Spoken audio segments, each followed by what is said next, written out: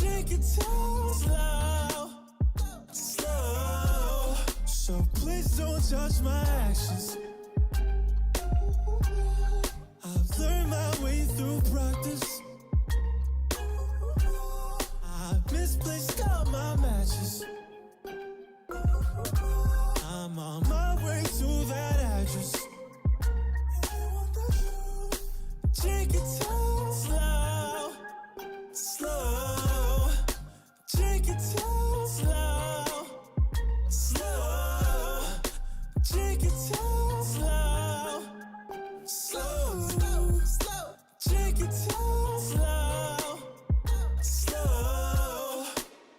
Ooh, ooh, ooh.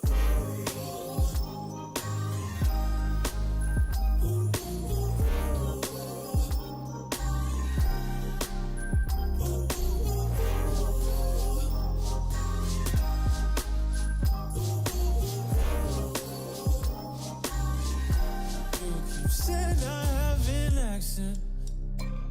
I just waste our lives in traffic all day. He don't got your heart, he Google mapped it. I'm on my way to that address. Take it too slow, slow. Take it too slow, slow. Take it too slow, slow, slow, slow. Take it too slow, slow. Ooh,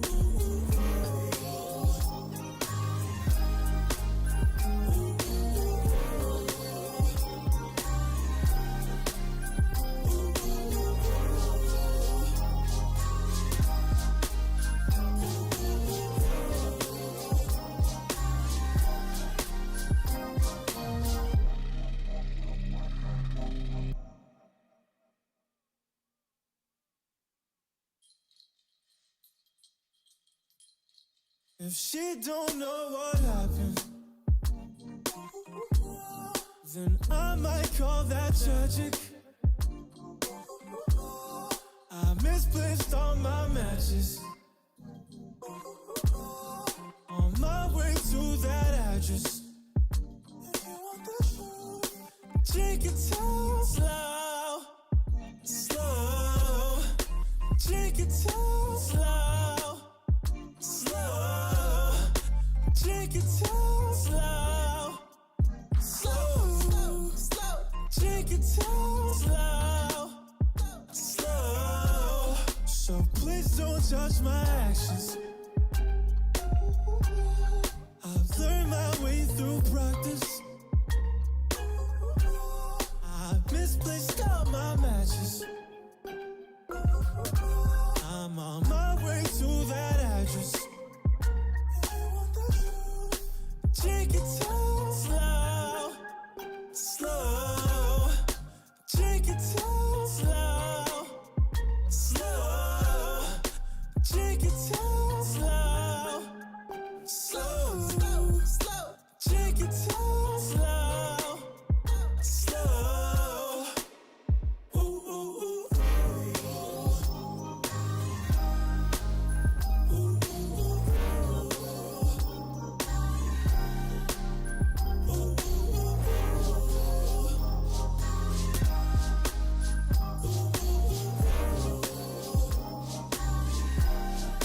Said I have an accent. I just waste our lives in traffic all day. He don't got your heart, he Google mapped it. I'm on my way to that address. Take it too slow, slow. Take it too slow, slow. Take it too slow, slow, slow, slow. Take it too slow, slow. Ooh,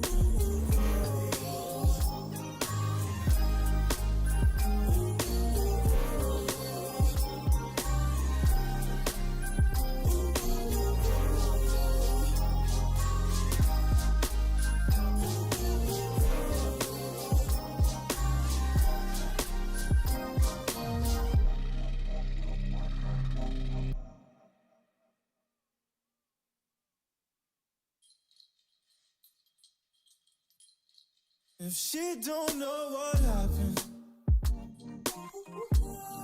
then I might call that tragic. I misplaced all my matches. On my way to that address.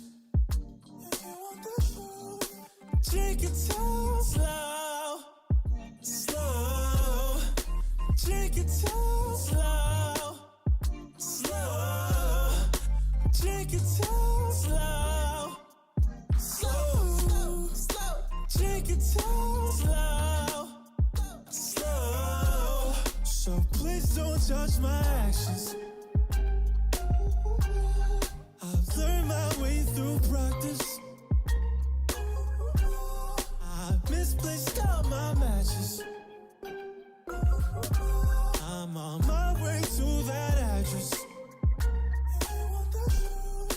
Take it too slow, slow. Take it too slow, slow. Take it too slow, slow, slow. Take it too slow, slow. Ooh, ooh, ooh.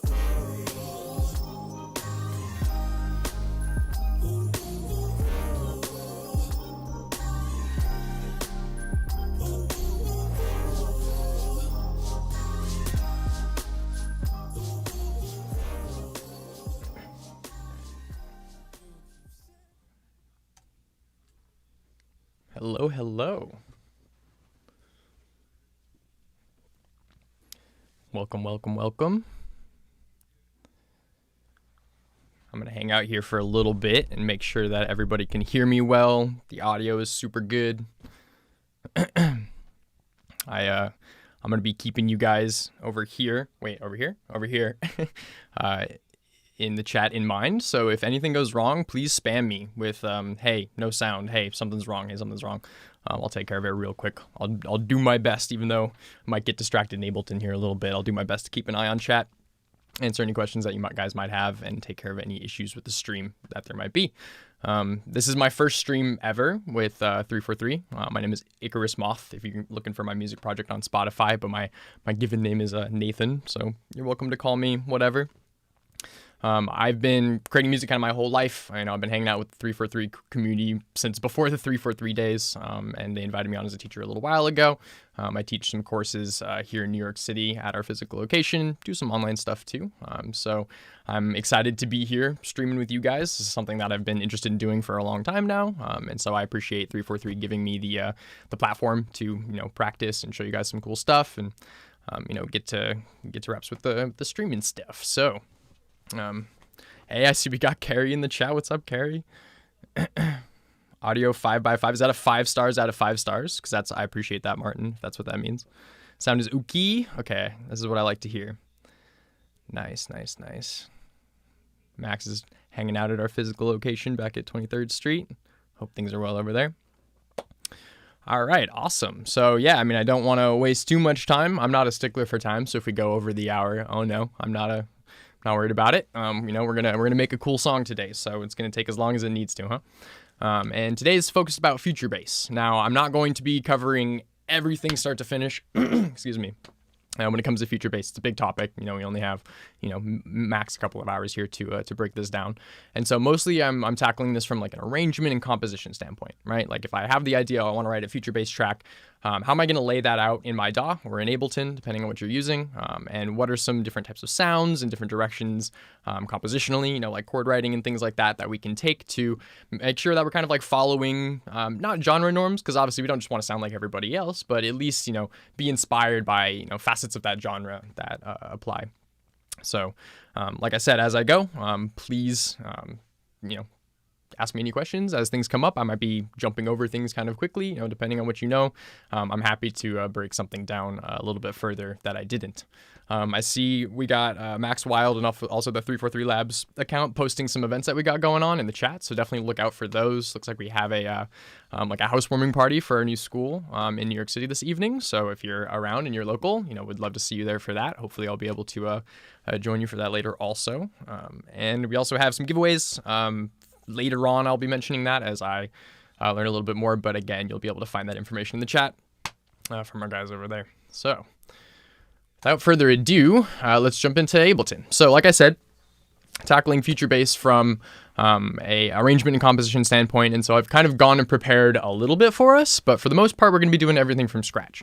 And so if we go in and look at what I've pulled in for us, we have 2 different drum kits, which I'm using Drum Rack here in Ableton.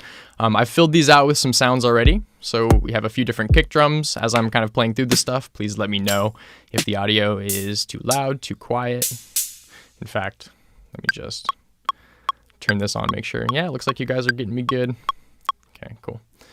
So we have 2 different drum kits. I've labeled this small kit. So maybe this is going to be for the intro, maybe some smaller, less intense drums that we can start the song with. A larger kit, which has larger drums, things that maybe contain a little bit more reverb or a little bit more saturation and compression to them.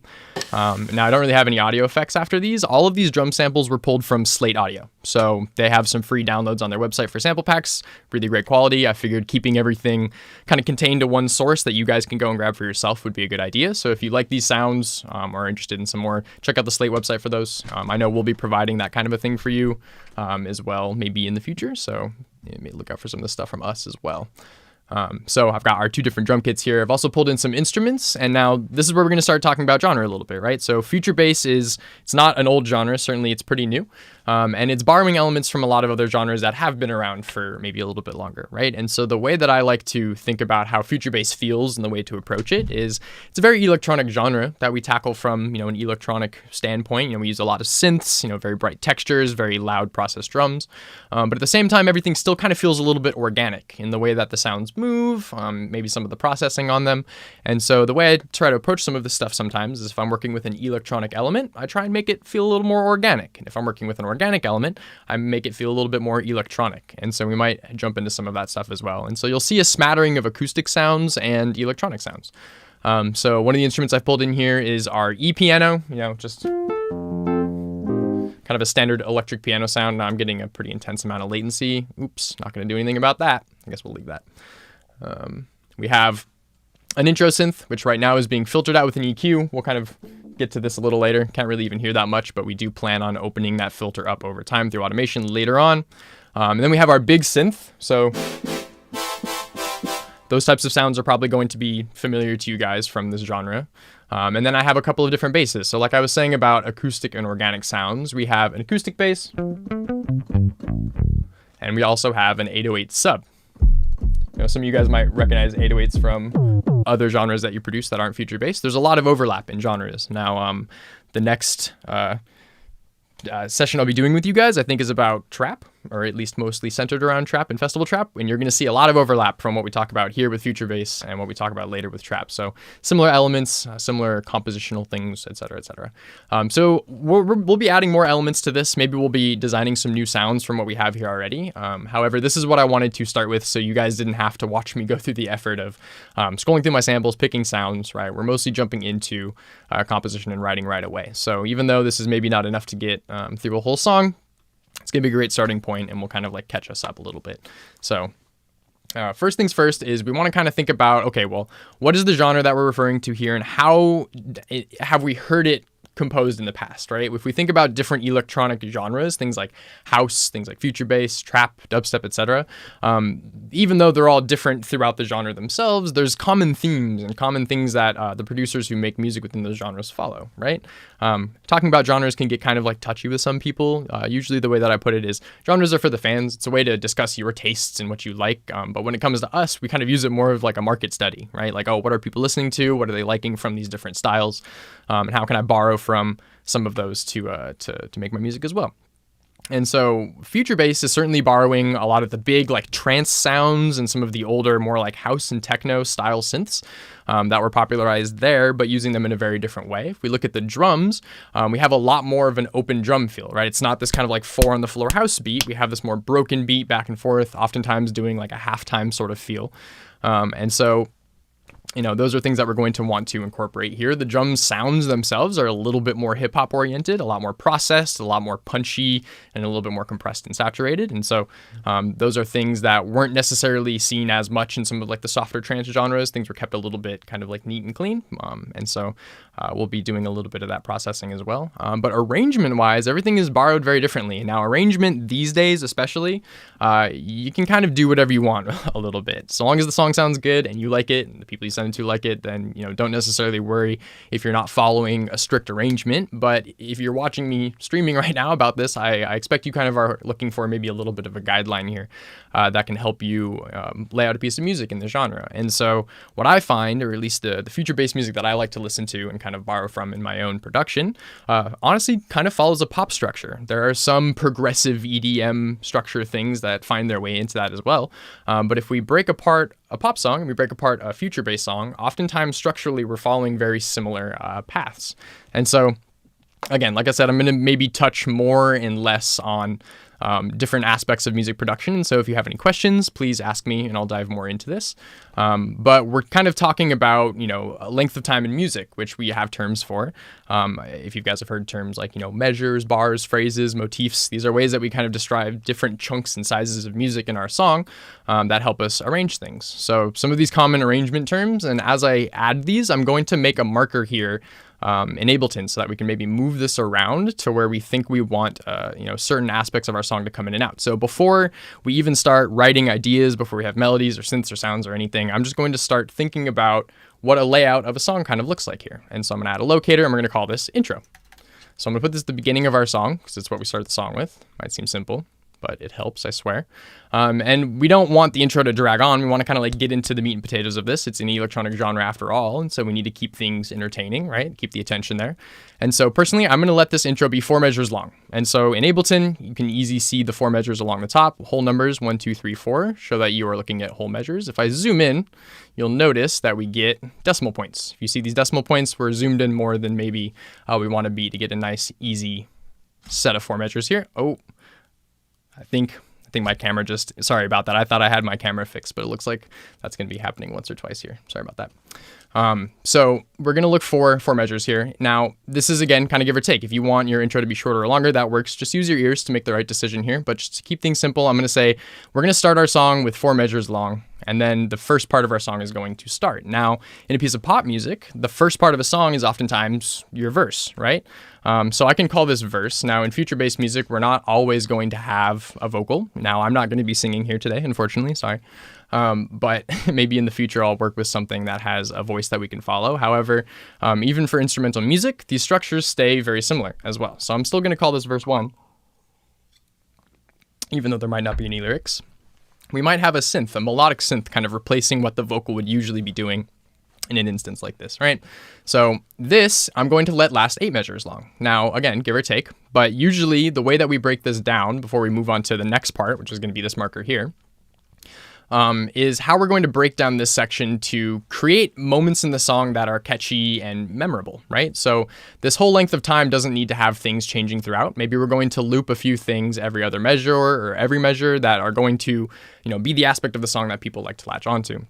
And so that's what we call a phrase. So for example, if I were to highlight 4 measures within this verse 1 that we just created, and create a MIDI clip here. So this is Shift-Command-M in Ableton to create a MIDI clip like that.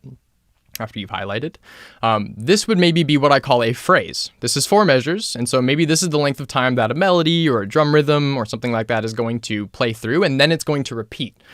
We want to have nice points in our music where a repeat happens, so that we can, keep that flow up, keep that feeling up. The rhythm is going to feel really off if we repeat in strange locations.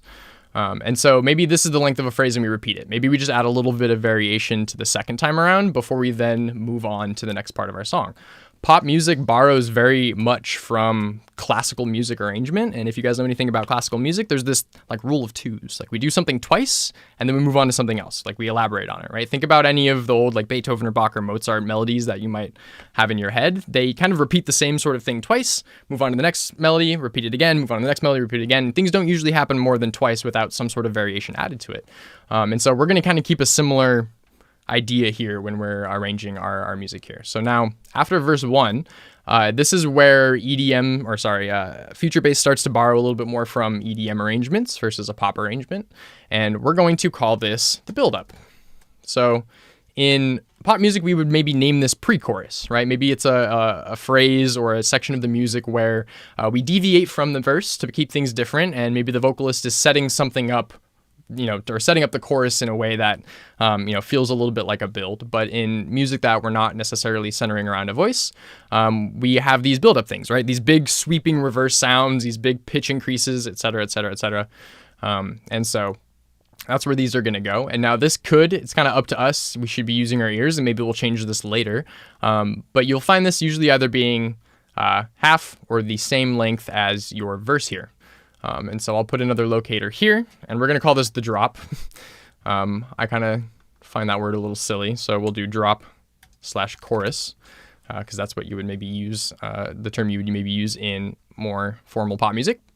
And so you can see here, we have a lot of chunks pretty similar size. Honestly, your chorus is going to basically be the same size as the rest of these, at least if you're following the structure for a little bit of help. Again, you can change this later on. Once you have parts in these spaces, your ears will be able to determine where things might want to change. And so you can see once we build this out structurally, even just having these little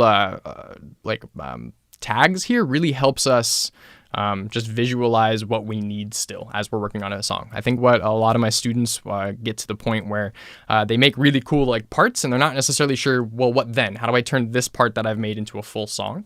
And sometimes just thinking a little bit more horizontally in this way, even just with these locators, can be a good way to do that. So I'm going to kind of speed through the rest of this a little bit because we're repeating some of the same terms here to build out the rest of our song. Now, sometimes verse 2 is a little bit longer. Sometimes it doesn't immediately go from the chorus into verse 2. Sometimes there's a little breakdown. So maybe, I can type, I promise. So maybe we'll have a 4-measure breakdown there before it actually goes into verse 2. And then verse 2 can be the same length. We'll go back into our buildup. We'll have our second chorus. Now, something happens here in pop music. In between this and maybe the end of the song or this and the last chorus. It's called a bridge. Now, we don't need one of these. Again, this is kind of just, we're laying out a basic structure here so we can follow it and change it later. But we can add a bridge here. Now, a bridge, with the W, in music is a place where we add something kind of brand new, right? So if we go through the song so far, intro is going to kind of foreshadow our verse. Verse plays, build-up plays, chorus plays. And then we have a breakdown, which usually, kind of resembles the chorus. And then we have the kind of repeat of the same thing, verse 2, build-up, chorus 2. Not to say that these pieces of music can have variation in them, and they can be different. It's not like we're just going to copy and paste this section over into this section. However, we are repeating similar elements and motifs. So when I say motif, think of that like one little melodic line that is really catchy. Think of the most catchy song you've ever heard. That line that you're singing in your head right now, that's a motif. That's what we refer to as a motif. Okay, so we're going to add new stuff here in the bridge. This is a moment where we can say hey, new ideas. We're going to introduce something to the song that you've never heard before. Yeah, take it to the grid, to the bridge, exactly. So that usually lasts about the length of a chorus, maybe half. I mean, sometimes these things go, so this is a little bit more subjective to what you want your song to be, but keeping things in line with everything else, I'm just going to make it 8 measures. And then we're going to have a third chorus, which is sometimes doubled depending on how intense the piece of music is going. And you can see we have plenty of time to add to our song. This has only hit about 1 minute and 40 seconds at this point. And then we'll add our outro here, which Ableton is, because I don't have anything in here, is kind of sticking off the end here. There we go, outro. So right now we have about 2.5 minutes of music. And again, this leaves us with a nice organization of our parts, which we can then change later, right? These locators don't force us to actually create music just within this space. And so we're going to be deviating from it, but it's a really helpful way to start. All right, check and chat. All right. So how you decide to start your music is entirely up to you. I know a lot of people who will jump right into building a rhythm out, people who will start with a chord progression. Maybe you have a lyrical or a melodic idea in your head that you're starting with. So, it's going to be kind of different every time for sure. But I'm a very mechanical based creator, right? I have this piano over here. I really enjoy playing it, and I think it makes this process here a little bit easier and more enjoyable for me. And so I do record a lot of my stuff in via MIDI. I'm going to maybe try to avoid that a little bit just so you guys can see what I'm actually doing here with the notes, and we'll talk about some of the music theory as well. But That's what I'm keeping in mind here. And I really don't, as a piano player, like recording to this thing, our metronome here. So I'm sure we're all familiar with the little click that follows the tempo of our song. But I'm not a big fan of recording piano to this thing. So usually I'll start with the drums in a way that I can just kind of get a rhythm out that I can then use as a structure to recording some of my other parts. I can go in and change the drums later, just like how we can go in and change this arrangement later. So I'm not stuck with anything I do. I'm just kind of trying to replace that little metronome with something a little bit more interesting. And so we're going to jump into a 4-measure MIDI clip here on our small drum kit, which again I mentioned is going to be our intro drums here. And we're going to build out something kind of simple that just resembles the speed of our song, so I can record or come up with some chords to then kind of use as a starting point to generate the rest of our song. So you might notice my Ableton tempo is set to 150 beats per minute here. Back in the day, and this is still the case for some genres certainly, but back in the day, speed, the tempo of your song would very much directly kind of determine the genre. Of course, the sounds you chose would also have an influence there, but speed was important because of the way that the music was performed, right? We would use turntables, we'd DJ it, and so music needed to be at least within a similar speed to mix into each other nicely. And so that's part of why there are sort of specific tempos for different genres, but that's changing a lot these days. What we identify with genres these days is less to do with the speed of the song and more to do with the sounds involved and the nature of the song itself. And so for the most part, future bass, like a lot of these other electronic genres, is malleable. You can pretty much make a future bass song in any tempo you want. Now, if you have an idea for a style of future bass, because again, this is a style of music that kind of goes all over the place. However, if you have an idea for one, then you're going to want to maybe listen to some music that resembles it, find the tempo of those songs and pair it up naturally, or just pick a tempo, roll a dice.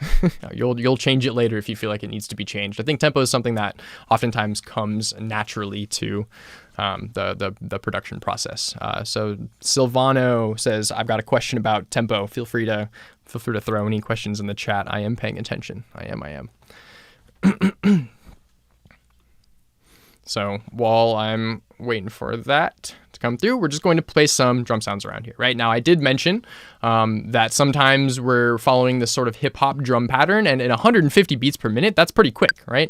We have a pretty fast pulse here. And so I'm going to be using this in halftime, which means my snares are not going to go on every other every other quarter note here, like this.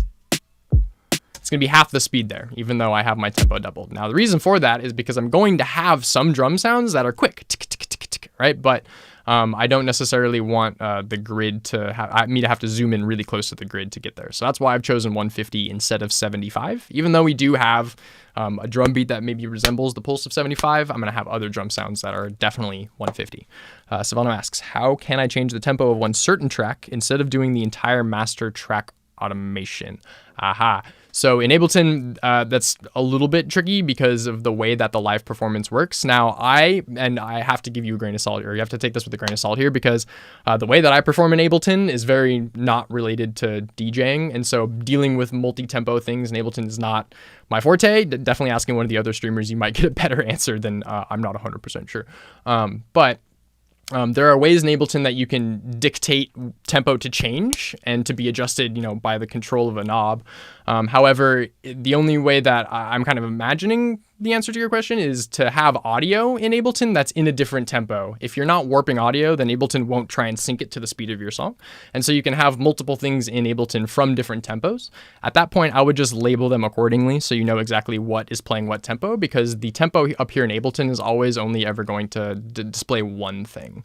But yeah, having things be in audio is going to enable you to more easily follow a tempo that's not the one set to Ableton. If you're doing things in MIDI, it's going to be really hard to figure out exactly where off the line you need to place notes from a different tempo within the tempo displayed in Ableton. So I know that was a little bit convoluted of an answer. Hopefully that answered your question. If not, maybe try and ask it a different way and I'll tackle it again. But again, it sounds like a live performance question to me, and I'm sort of the wrong one to ask unless you're doing more like instrumental stuff on stage, in which case I'll hook you up there. Joshua asks, did you teach yourself everything you know, or did you go to a music school that teaches Ableton? So I have been doing this since I was really young. I'm going to speed through this answer. It replaced video games for me, music production. And so instead of, going home after middle school every day being like, oh, I'm going to play my game, I jumped in and started designing synths and learning the language. I didn't realize I was learning it as well as I was. I certainly had a little bit of resources on YouTube, but back in the day, those were far and few between. And then I found a school called Dubspot in New York City, and I was like, let's go. Let's see if I have taught myself the content well enough, or if I, don't know nearly as much as I think I do. And I wound up immediately trying to get a job there because I loved the community. I love teaching. It's kind of in my family. And I had definitely done a pretty good job of self-teaching Ableton up to that point. I learned a ton. A lot of what you learn from a more formal place like this is language, right? Like I'm using language that is standardized across all music production.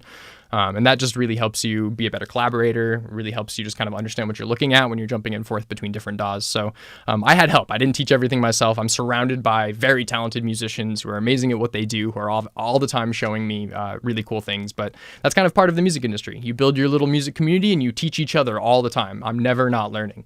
And so, yeah, there you go. So the tempo change function that you can write in a clip is the one thing that I was mentioning here. So in session view, we can have different rows and clips, force different tempos to play through. But again, when we're talking about our master tempo up here in Ableton, we can automate it, but we can't necessarily have this kind of display two different things at the same time. Okay, cool. So it seems like we got those answered. All right, so let's go back to our little drum rhythm here. And like I said, we're going to do halftime, so I'm not going to be placing our snare drums or our main kind of snare impact on the 2 and 4 measures of our quarter notes of our measure. I'm going to be placing it on the 3. And something that's pretty common in music production from the electronic side, especially when you're approaching one of these more organic genres, is having a lot of layers on your sounds. The kick drum, maybe not so much, especially because a lot of these samples are all very full in frequency anyway. However, things like snares sound really nice when we add little organic layers. So I have our snare here. I guess you can kind of call this like a tambourine shaker sort of combo here. We have another snare. Maybe I don't need both of those. We have a little clappy perk thing here. So having like a lot of nice percussion, more organic percussion sounds over top our electronic sounds is really going to help this feel like it's in the genre that it should be. So we're going to copy our snare all the way over. Now I might add more, but these are the main hits that I need to make sure that I've accounted for. Kick drum can kind of go wherever we want for sure. And in the meantime, I'm just going to add a basic 8th note hi-hat pattern, which is going to help keep the tempo of the song in mind while I'm doing other things. So you might see that I'm adjusting velocities here on the fly. That's so that I don't have to go back and painstakingly adjust individual things later on. So JV Kong asks, do you have any tip on how to transpose the melody in your head to Ableton? So like when you're like kind of singing along in your head and you have an idea for a song, how do I like then get that into Ableton? There's a couple of answers for that. We'll get to that when we move over to a more tonal sound from these drums here. But usually what I do is just hum the first note that is part of that progression with my mouth and try and play different piano notes until I align with it, and then use that as a starting position to figure it out from there. But there's tools out there. You can get a microphone that converts your singing to MIDI these days. It doesn't seem to be all that bad. Also, you could sing into Ableton and then convert that to MIDI, which doesn't work super hot sometimes, but at least might get you enough of the way there to fix it. Shortcut for putting those markers in again, it's like Command T, I thought. There might not be, actually. Usually when you right-click on an area in Ableton, if there's a quick command for something, it will show you. Let me see. I swear there was, though. It's like a Command-Alt something or another. One of you guys will figure it out. I trust chat to answer that question for me. But yeah, I was just right-clicking kind of along the top bar here. Okay, cool. So we can go back to this. So let's play through this and see if there's any maybe adjustment we want to make while I dot in some kick drums here.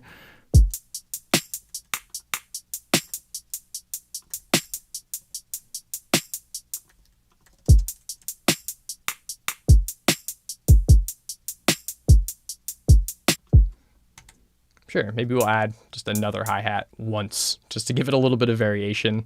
I do like to add something extra towards the end of my phrases because that helps the listener understand, hey, we're either going to repeat something again or we're going to move on to something new, right? So for the most part, this is pretty consistent all the way through, but then at the very end here, I have some elements getting a little bit more tighter rhythmically. That's called a fill. I'm not really going full drum fill mode on this and using big toms and other percussion, but it's enough to get the idea across.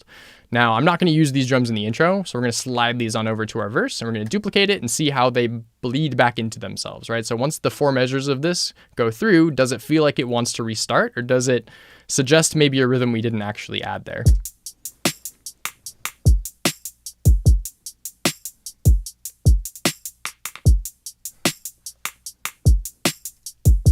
Cool, sounded pretty good to me. So on a similar question, how do you decide the tempo for such a melody in your mind? Like when you have a melody in your head and you have, there's obviously a tempo associated with that usually. What you can do is you can feel that rhythm, right? If you're singing something in your head, I got to believe you can kind of clap the pulse along with it, right?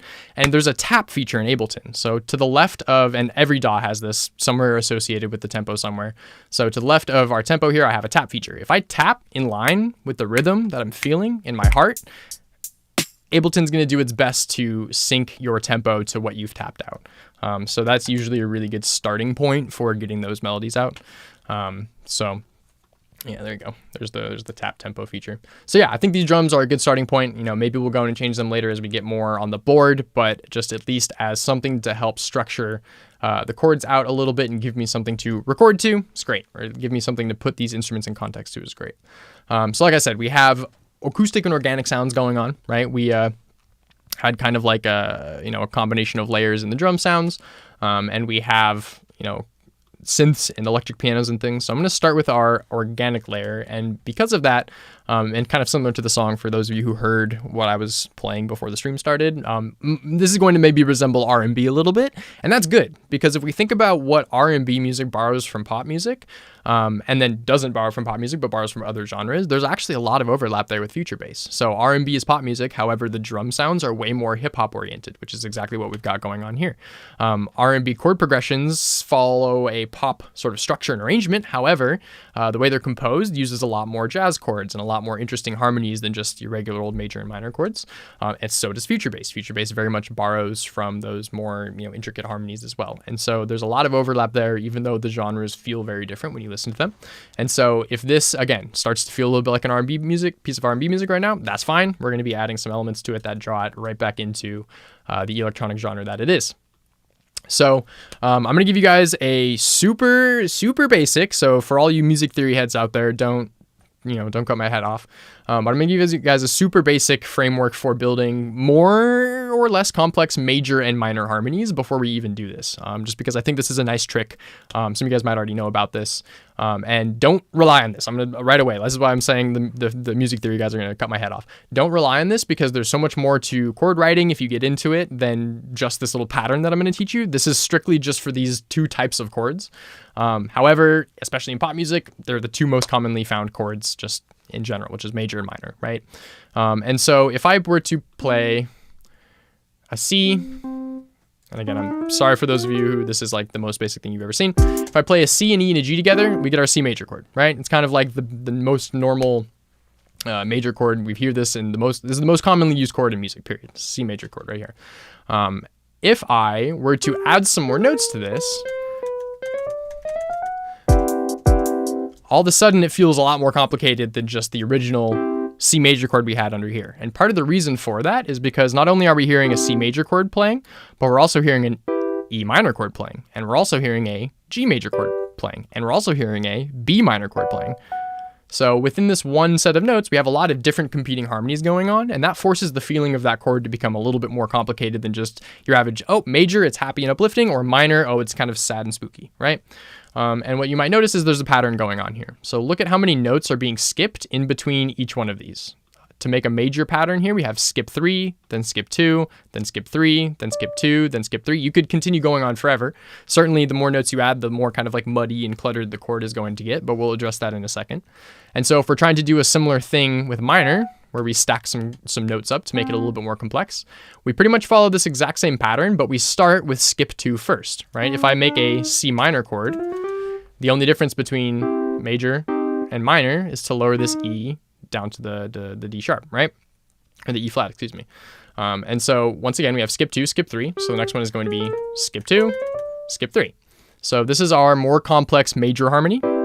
We would call this a C major 9, or we have a C minor 9 or a C minor 7 add 9, kind of depending on who you are. And so they still kind of resemble, you know, major being a little bit more happy and uplifting, and minor being a little bit more like down-tempo and speaky. But again, we have major and minor harmonies competing within these chords. And that's going to allow you to maybe get away with a little bit more if you're trying to add some more like jazz style melodies and progressions to your song.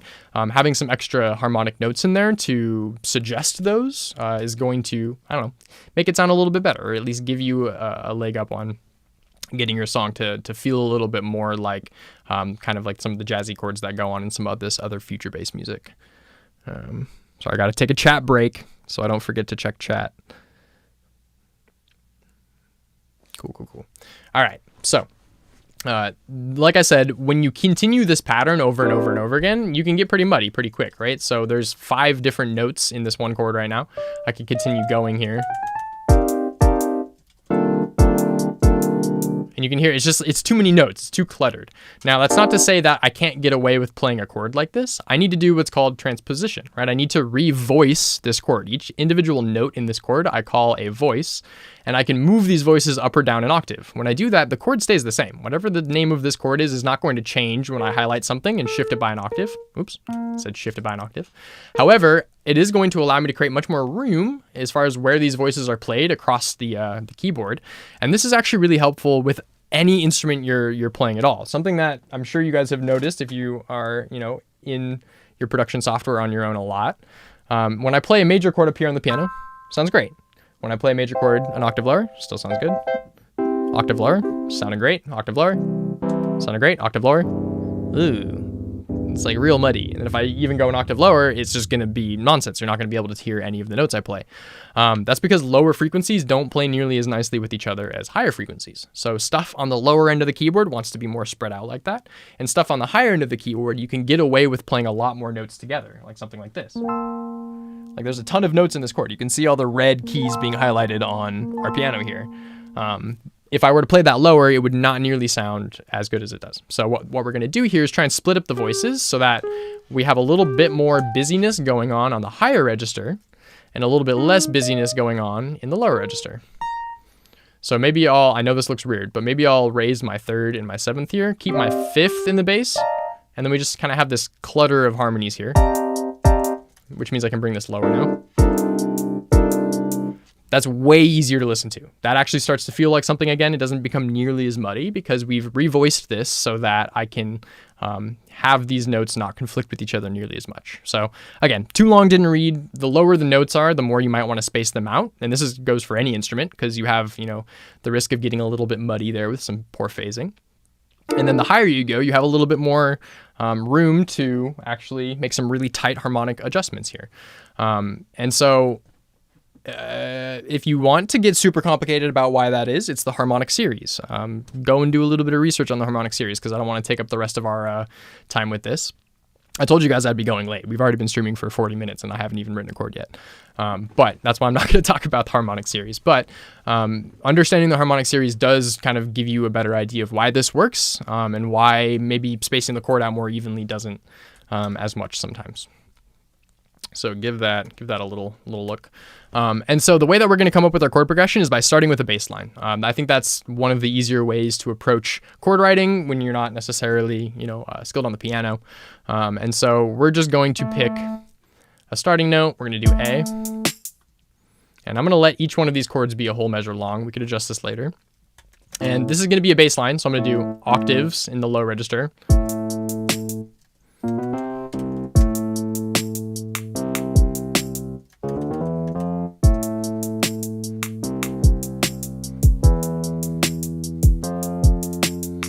That's fine. It sounds really poppy and kind of like cheesy. So maybe when we add our extra notes in, I can add something cool to help make this feel a little bit less iffy. Maybe I'm going to go the opposite direction here. Okay, so now we're going to add in the rest of our notes for these chords. And I know I want this to be more on the spooky side, not really into the super bubblegum happy stuff. And so I'm going to go with a minor chord first. Now, certainly you can write super happy music in a minor key and vice versa, but just going to help you kind of keep in order there.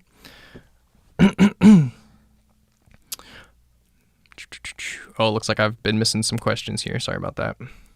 So yeah, how are you making the Ableton notes play? When I highlight them, I think they answered that question for you, but it's this little blue headphone symbol. Ableton keeps moving this around in different versions of Ableton. So if you have 10, it's going to be above our piano roll here. If you have 11, it's kind of to the left of the piano roll here.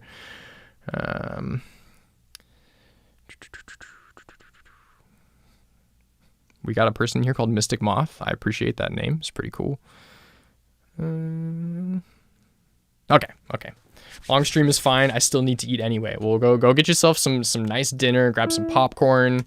We're going for the 24-hour stream today. I'm kidding, but all right. So we're gonna do our minor 7th chord here. I'm gonna add 1 extra harmony to it, just at least so we have a minor and a major chord here competing for harmonic space, so it doesn't feel too much like one or the other. It kind of feels like a combination of both. And then we're going to continue on. Now, me deciding that I'm in the key of A minor right here gives me an idea of what these chords should be, because I know music theory. If you don't, then use your ears, right? If I go and I make this a minor chord right now, and I play this back,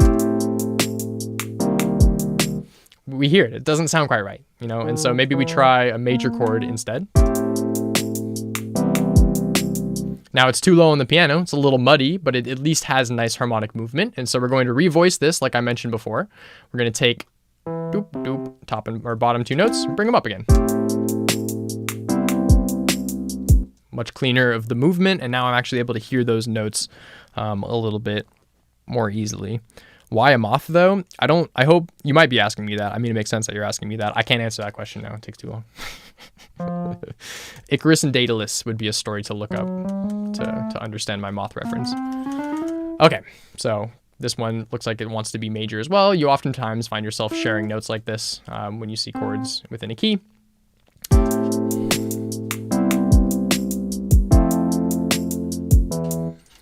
So now we have this last one. So this is where this is going to get a little interesting, because watch, I can make this minor. Whoa, bad copy paste job. So I can make this minor.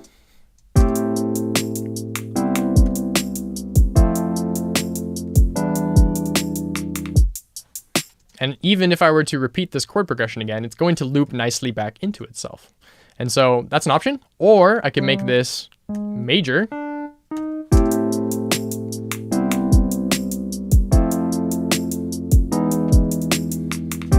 And this chord right here is sticking out as being a little wonky, but the major chord in general does actually work.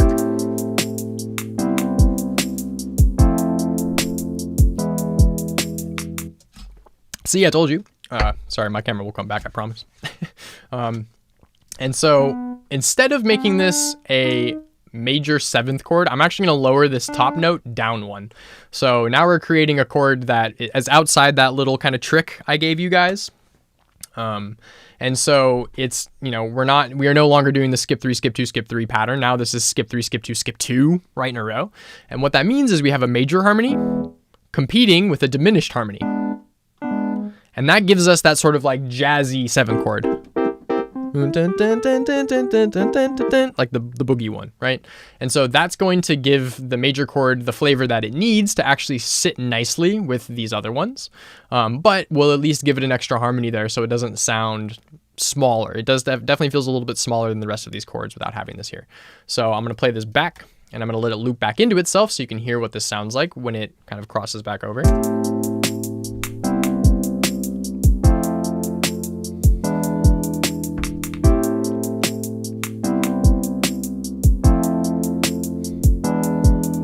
So what I'm going to do is use to our advantage the fact that I can play both a major and a minor chord in this last slot.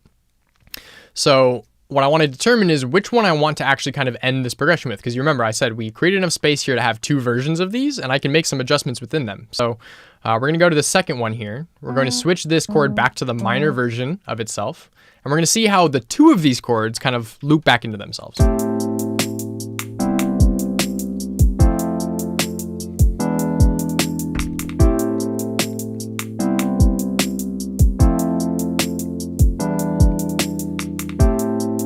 Pretty seamless, right? We don't necessarily notice. What I'm trying to figure out though is which one should happen first or last, right? Do I do this chord the first time around or do I do it the last time around? Well, I think we're going to do it the last time around. So I'm going to swap the position of these.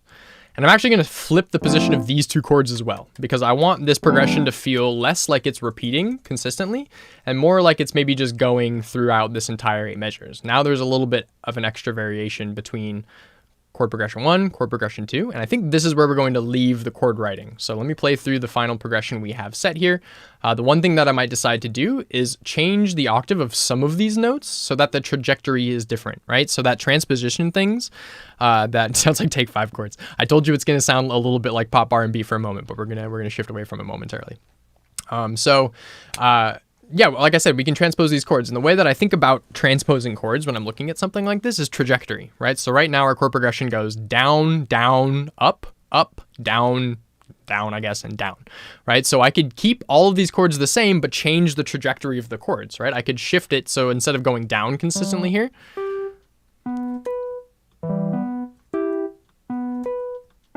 it goes up. See how the chords now generally rise up versus rising down or falling down. And listen, this is going to change the way these feel entirely.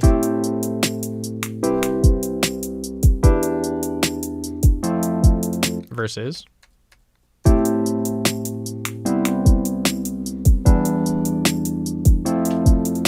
So I'll give you a little hint. When we're dealing with trajectory like this, there's a commonality in the way that people will respond to the choice you make here in music. So oftentimes chord progressions that feel like they're staying in a similar location, right? So for example, keeping them as tight as possible. Like if I were to shift all these notes around like this, it barely goes up or down, right? It kind of just sits within the same spot.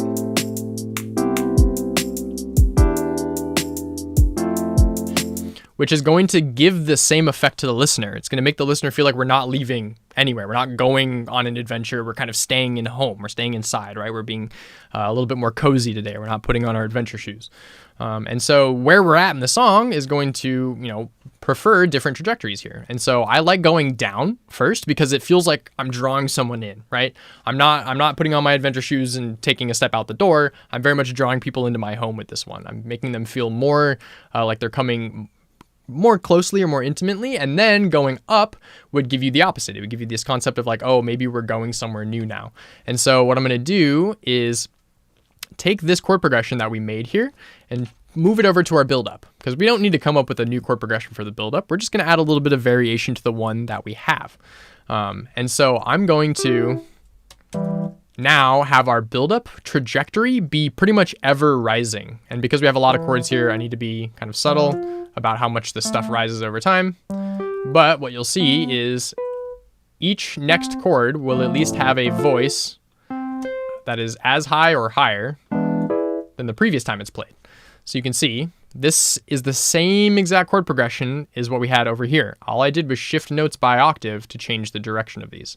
And listen to how when I play through this first chord progression, it feels very much like a verse, like it's keeping us here. And then listen to when we shift to the build-up, it actually feels like it's starting to go somewhere else again. Oh, looks like Powell has to leave us. Sorry, it was good to have you in this stream. Hopefully next time you'll be able to stick around for my longer ones. Yeah, whenever you see me on the time card, expect them to go long, because I can't. I have to. I can't shorten content. I'd rather interact with you guys more. So again, I'm going to play through this once so you can hear what I'm talking about here with this trajectory. We can move on.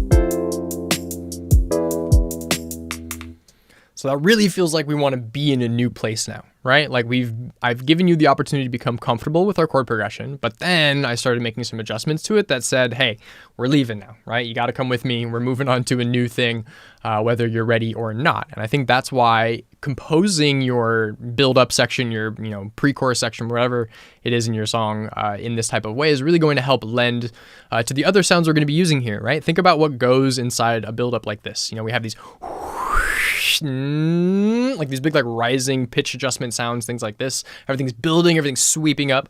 And so why shouldn't our chord progression follow that same sort of movement, right?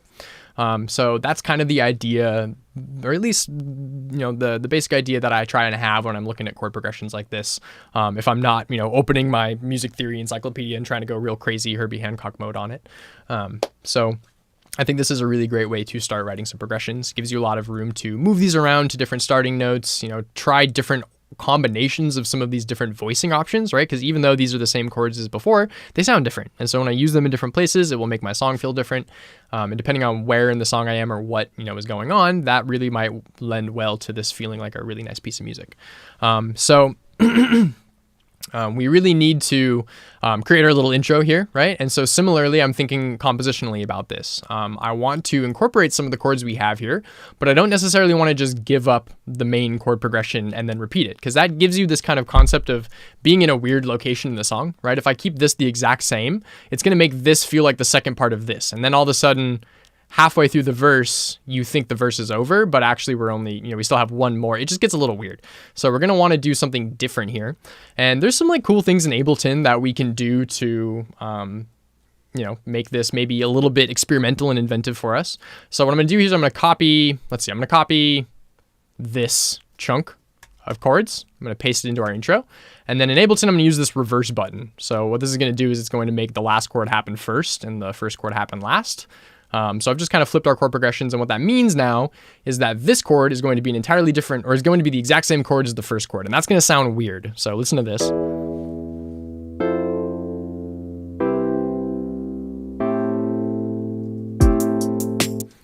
Detroit asks, love the session, how long will this go? I promise once I'm done with the music theory thing, this will pick up speed a little bit. I won't exceed 2 hours. So if we get to that point, then I'll pretty much just cut it. But yeah, expect another like 45 minutes or so, something like that. Okay, so sorry, I just kind of like blew right over that. So this last chord and the first chord being the same feels a little weird, but I do like this progression. So I am going to just change this very last chord to be something else. Now there's a couple of things we could do. We could borrow a chord that we already have, or I could just highlight this and go up 5 times on my arrow key. And that's just going to give me a chord that's within the key that I haven't necessarily been using yet. And it's going to give me a different bass note. And so hopefully this will be a unique chord that will help kind of introduce us to our song here.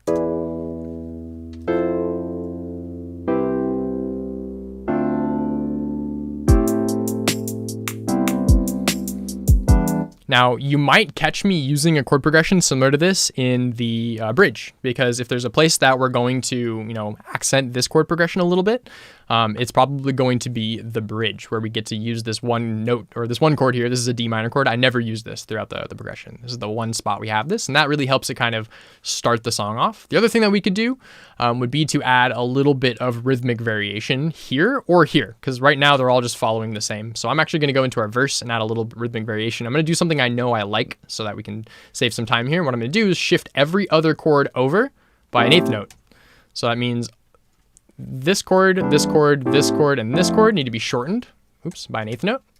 And then this chord, this chord, this chord, and this chord need to be shifted over and increased by an eighth note. So now we have a little bit of an offbeat chord adjustment here, and that's going to be nice. I will very quickly do the same thing. Sorry, into the second half of our chords. Cool. That's going to help this be a little bit different here.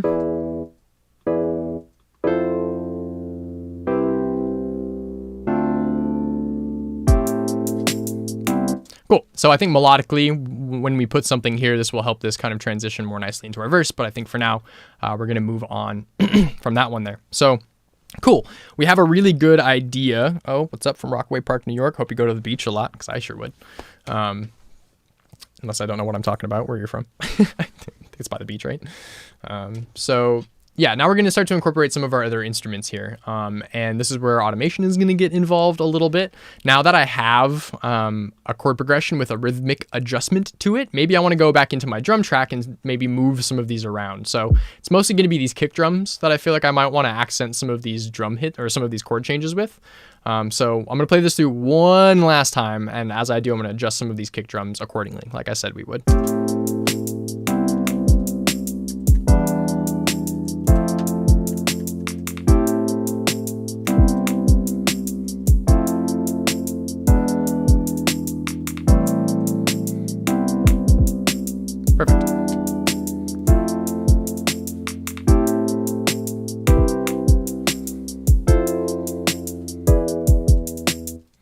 Great. So something we could go back to if we want to return to our drums maybe a little bit more is add some sort of, rhythmic adjustment to the second half of these when we hit the build up, right? And or maybe get rid of something, maybe pull back so that when we build up and drop again, we have something intense to bring to the table. Now, something you don't want to do during a build up, and something I catch myself doing all the time, I catch huge producers doing all the time, is making their build up more intense than their actual drop is. It can be really easy to build a crazy intense build up. Sometimes it's kind of hard to then follow that up with something that's as satisfying, right? And so we want to make sure that we're kind of keeping in line with how intense our song is going to become eventually with the way that we're doing this. And so sometimes instead of adding a bunch of drums to the build up, sometimes actually getting rid of drums is going to be the answer here. So I'm going to get rid of our main snare layer. I'm going to keep our little clap thing we got going on here. And I'm going to let the kick drums become a lot more simplified. So instead of following their own rhythm, they're just going to follow the chord changes, no more. And then the second time around, we'll maybe let the kick drum start doing more, and it will sort of follow like a build, right? We've heard this happen.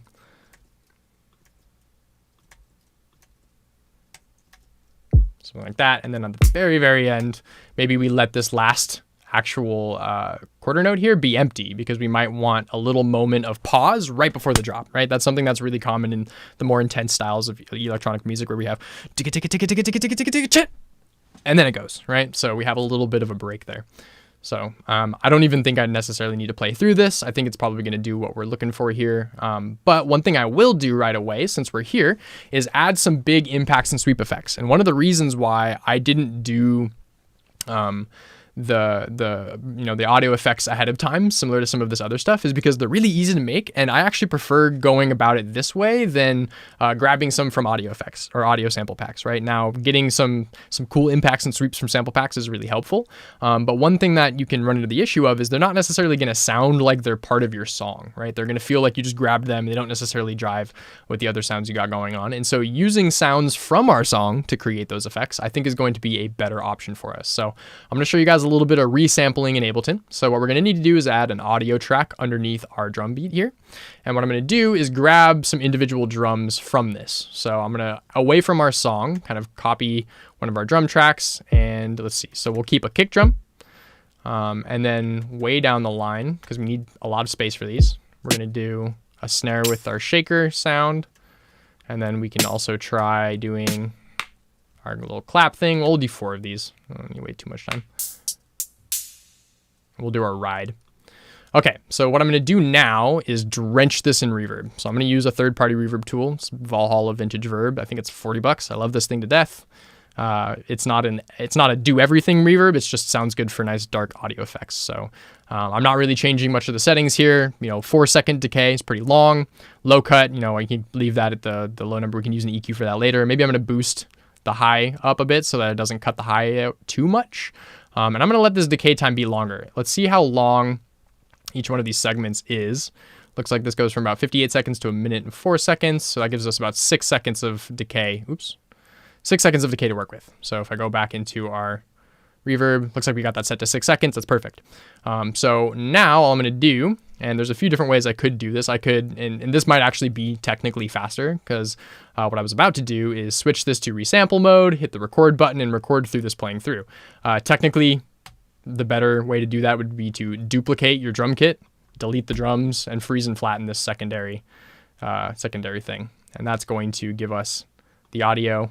And now we can go back to our original drum kit and get rid of that reverb we were using to generate these sounds. So now we have kick swarmed in reverb. We have clap, snare swarmed in reverb. We have clap, and we have hi-hat. Now, they are very dark sounds. They ended up not getting very much high end in them, but you know what? It's future bass. I think we could probably get away with that. And I think you can tell what I'm probably going to do with these. We're just going to dot them around the song so that we can create some variation here. I'm going to pull this out of my drum group, create a new group for this called effects. It's nice to keep organized when you're doing this stuff. And I'm probably going to want 2, so I can have 1 for reverse sounds and 1 for impact sounds. So a little reverse button down here in the audio adjustment in Ableton. I'm not stretching or pitching these, so the warp doesn't really matter here.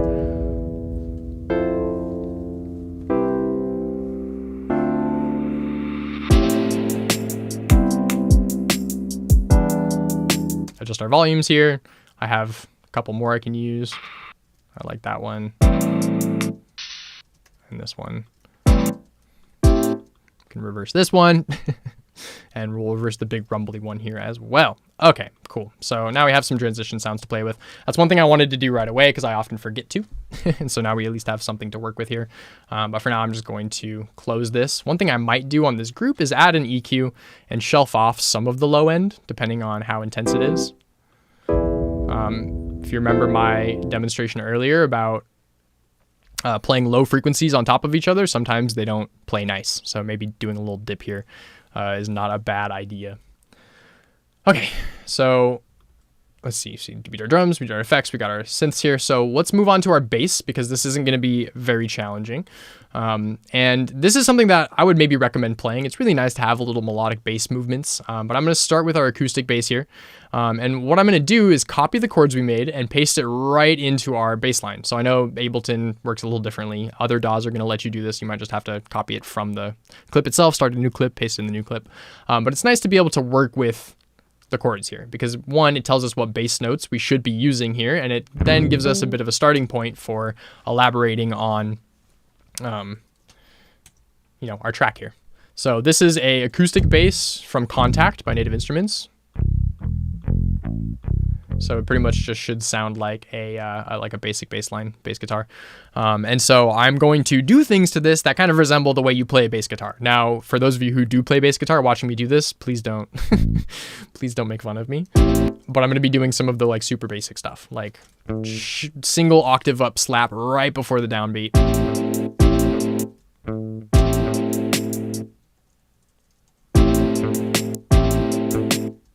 Which I did too far.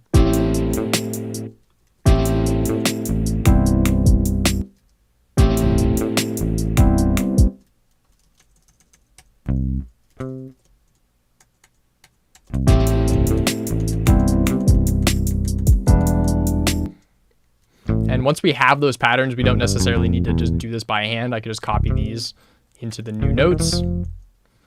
Save me some time.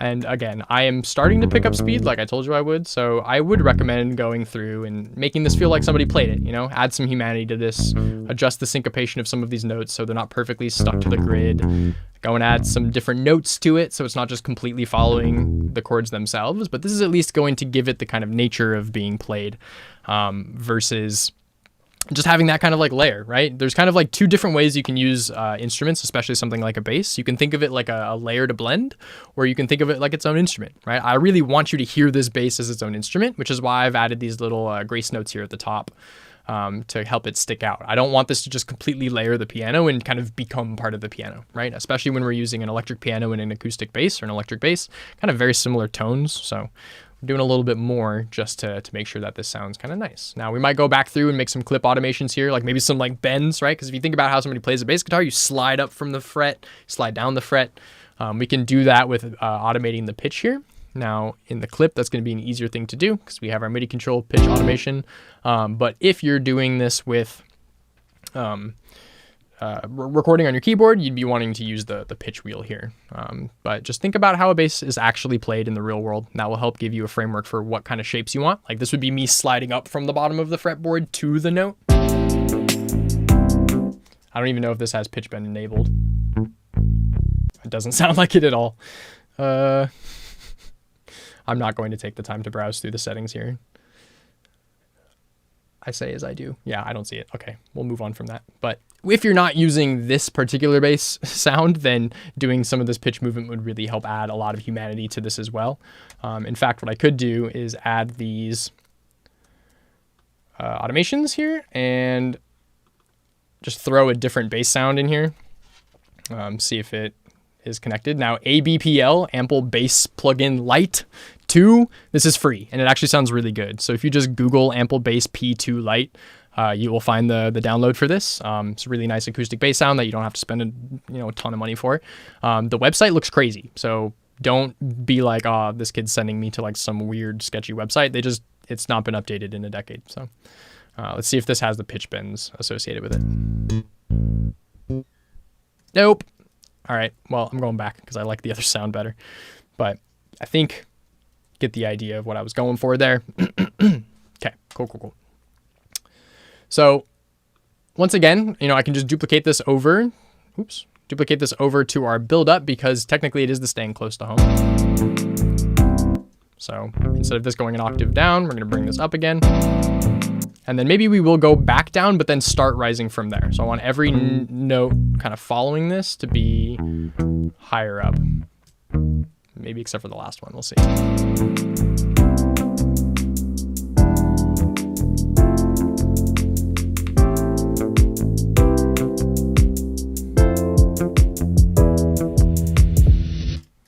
Great. So that's definitely created compositional building, right? Like the music, the instruments themselves make you feel like something's happening, not just the sweep sounds. Something I noticed is a lot of people, I think, will rely on these reverse sounds to get kind of the intensity out of the track. And while that might work in the moment, once you listen to the song enough times and you become really familiar with it, you start to see past that type of thing, right? So we definitely want to make sure that our composition is following the mood that we're going for in that moment. And so how are we doing on time? It's been about an hour, not bad. So yeah, we kind of have like a pretty good framework for the movement of this. And now I want to add a synth layer to this to help, one, make it feel a little bit less like R&B, the internet, or, push it a little bit more into the electronic realm here. And so I have this synth underneath. And so what I'm going to do is just copy our chords right down onto this synth here. And you can hear it's playing like an eighth note kind of stab, but I've filtered this out. If I turn this off, you can hear what it actually sounds like. Just kind of a nice soft pad. All I really have on here is a little bit of reverb. This compressor is for my side chaining. I'm not going to be talking about side chaining today. Everyone does it differently, and it's kind of a big topic. So side chain all the time. I'll tell you, hey, side chain. But yeah, don't worry about that. I just did that so it sounds good while we work on it. And we have two filters going on. We have the filter inside our wavetable synth here in the middle, so I'm going to want to be automating the frequency position of that. And we also have our EQ filter post reverb that I might want to be using for some automation as well. So I'm going to turn this back on. I'm going to go over to our low pass filter and automate the frequency up over time, so that by the time we get to the build up, we have the whole synth going. I'm going to bend this. And then similarly, I'm going to adjust our frequency position here. So you can see I can kind of get rid of the sound ahead of time so that it really doesn't come in until later on. And I want to make sure I'm not going too far with this automation. So I'm going to play over here. That's way too far. Cool. And I can tell you this entire synth is too low. It's an octave too low. So I'm going to just shift this whole thing up an octave. I think it's a nice start to have it low because we'll barely hear it anyway.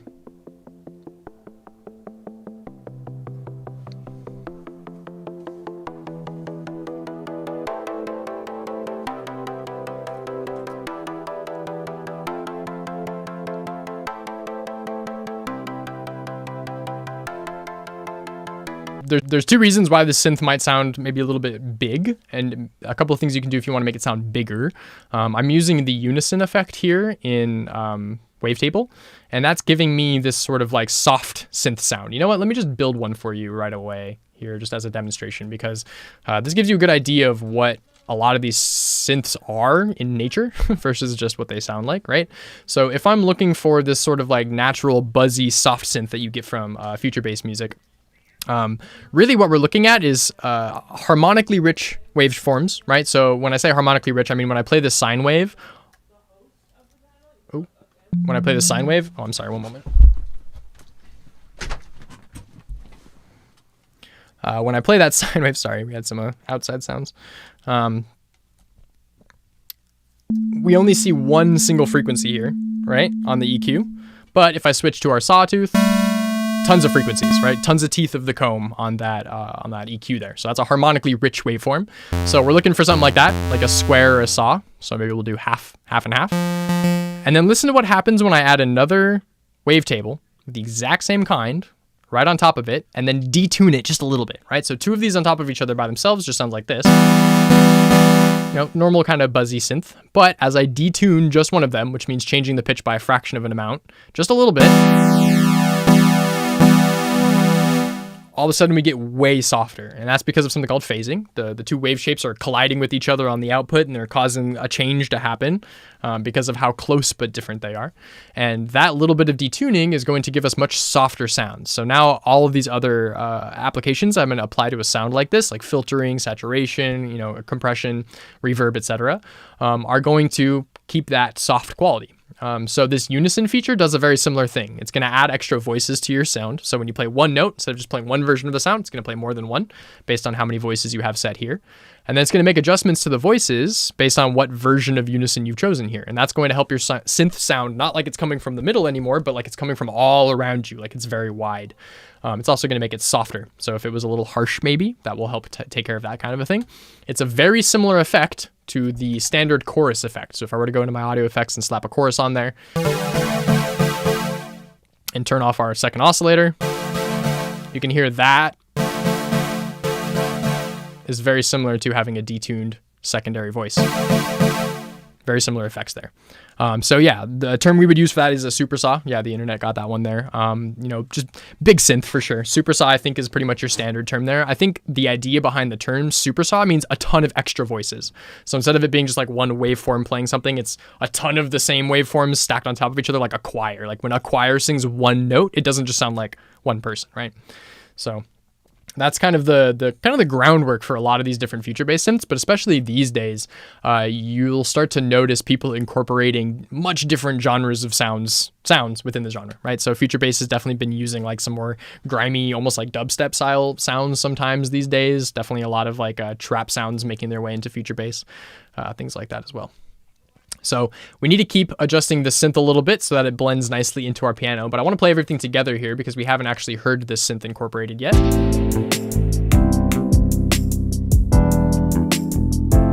This is too low.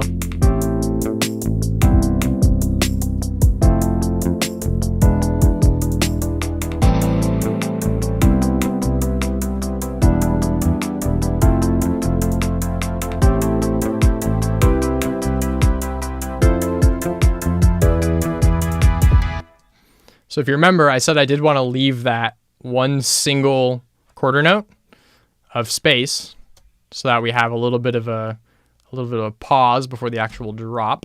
Oh no, my camera, come back.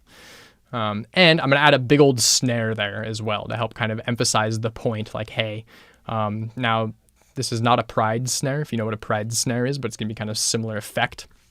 And so I'm going to add one of our impacts there. And I'm also going to copy these drums that we have down into our big kit. One thing that I did, kind of actually a little bit by accident, was I put the drums in my big kit in the same location that I put my drums in my small kit. So I should really just be able to copy this sound onto this, or this MIDI onto this kit and pretty much get the same. Yeah, not bad. So these are my bigger drums. I'm going to go in here and adjust these a little bit because the snare I need is not even there. And look how many layers I have. This one snare is this like snap thing, this snare, that clap, and that hi-hat, right? So having layers here is a really, really helpful way to have a nice full frequency, big impactful drum sound. And then particularly this kick drum is just full of stuff. Like it's got like a bunch of other sounds in it associated. So that's going to help kind of stack this up as well. Now, I don't necessarily want to just duplicate the drum beat that we had from before, so maybe I'll delete our kick drums, leaving everything else the same. And maybe we'll just add a couple of these kick drums in here. We're going to change these later when we know what our synths are doing for sure. And I'm building this along with you guys, so I have no idea. So like I said, I want to copy one of these snares into this space over here to help that moment be pretty impactful. I might get rid of one of these so that it's not exactly the same. Yeah, maybe the snap, we'll get rid of the snap. So let's hear how this build now transitions.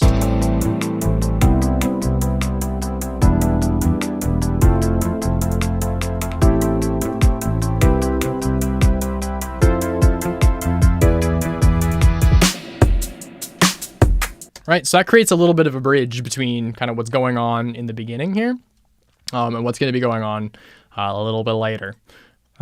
So let's actually jump into creating some of that. Now there's a couple of compositional choices we can make here. For example, I could go ahead and copy the chord progression we have from our verse, bring it into our bigger synth, add some rhythmic variation here. And that would, certainly fill the space kind of nicely. But what that's going to do that I'm not the biggest fan of is just repeat the same sort of phrases we've been hearing the whole time.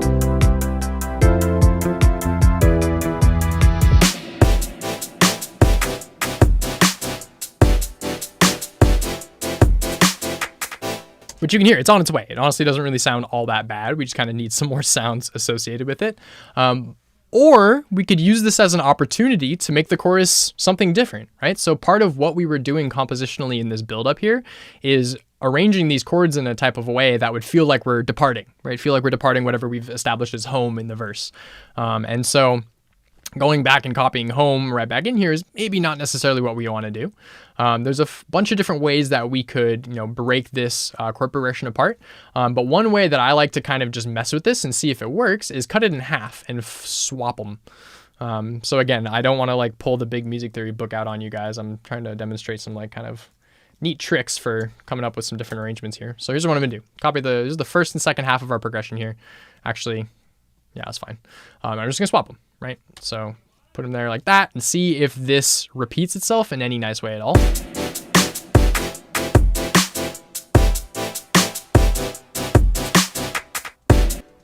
And it certainly kind of works out, but I think we would probably want to rearrange the trajectory here, right? This feels like it's going somewhere and we were trying to kind of do the opposite of that, right? So I'm going to have this bringing in home, right? Remember, things that kind of like fall kind of draw people in versus things that trajectory, right, have the upward trajectory will suggest that we're going away. So I'm going to do something kind of similar here.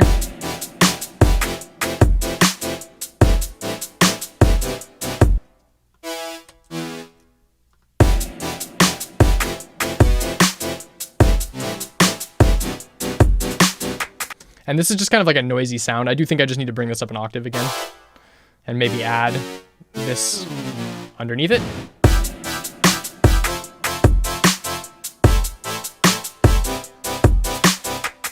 So let's hear if we like that in association with where we've started, right?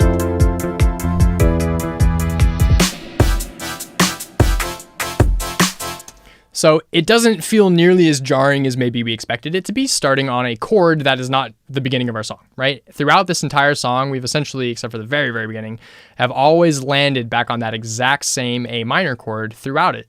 And so sometimes deviating from that and starting on a different chord is really going to feel good. Sometimes deviating to a different note is going to make it kind of feel off. And I think personally, if we're trying to follow this exact same pattern that I've started creating here, it feels a little off to me. I think I like this pattern, but I liked it more when it played in its original pattern like this.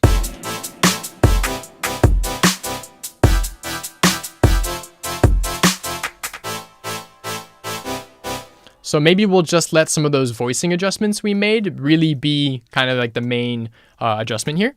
And what I will do is go through and maybe change the last chords here to be something a little bit different. So what we did in the intro that was so unique was incorporate a D minor. So I'm going to take this chord and make it a D minor, which it is not currently. Yes, it is. Okay, cool.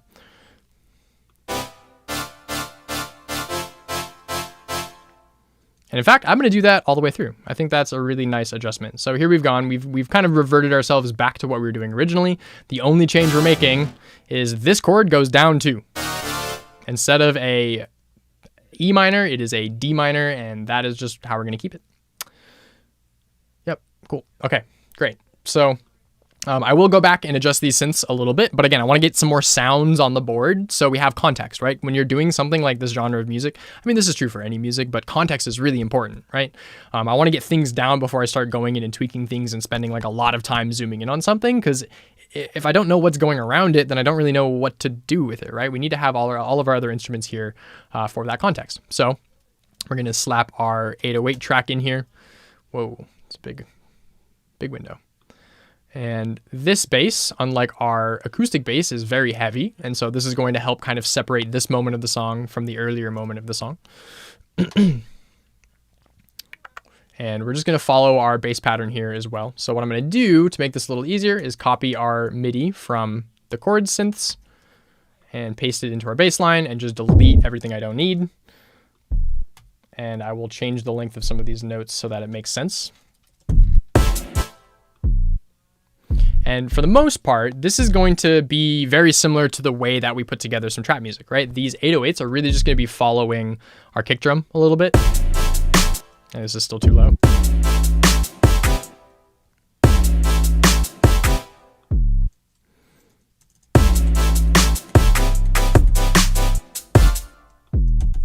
Whoa.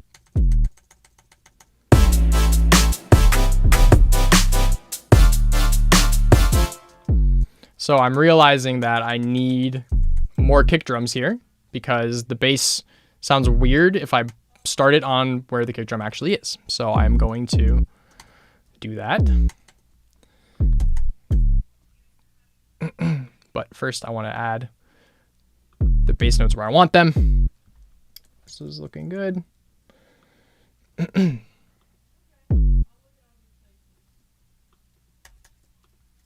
So we can just copy this on over because it's all the same, except this time I go an octave up instead of an octave down. We go back into our kick drums. And this is what I meant. We need another kick drum right next to it because this is where the chord change happens. And I like how the chords are following the upbeat, but we didn't have anything accenting that change. And so I think having a kick drum accenting where your chord changes go like that is going to really help you get your bass line in a way that you like it.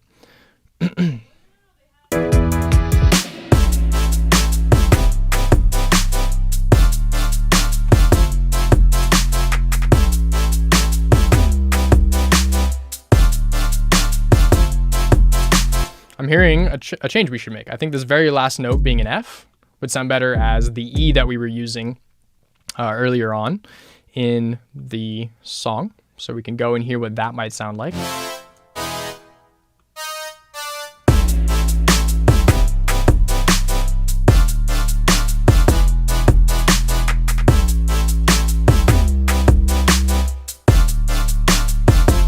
Yeah, it's definitely the correct move. So fix this one here.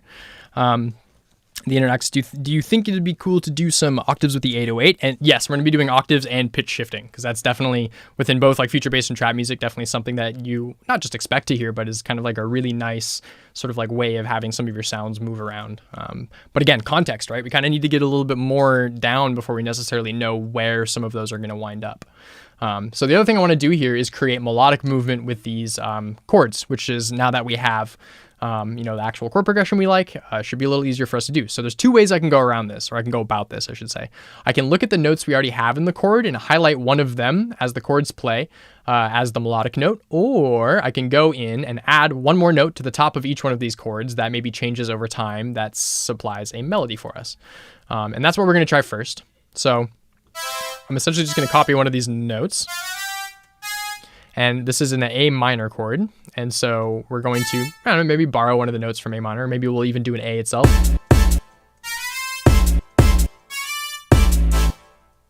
I like D or A. Maybe we'll try D for now.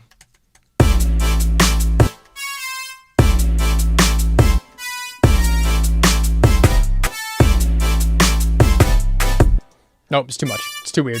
Going back to A.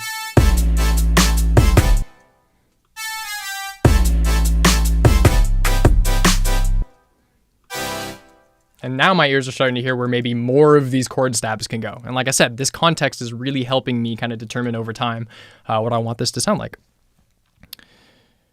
And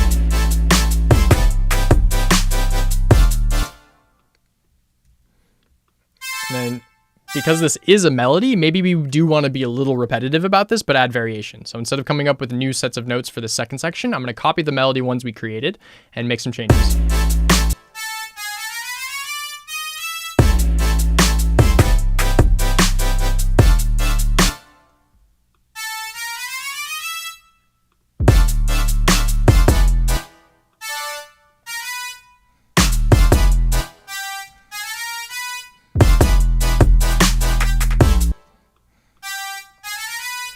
we go. So now we have this kind of motif, and this is what I mean by motif. Even though these notes are different from the first time around, it still very much feels like that same sort of melody, right? So we're trying to add an element that's going to get stuck in your head, some sort of like hook to the song, right? And so I'm just going to copy this over, and we're going to let that ride through.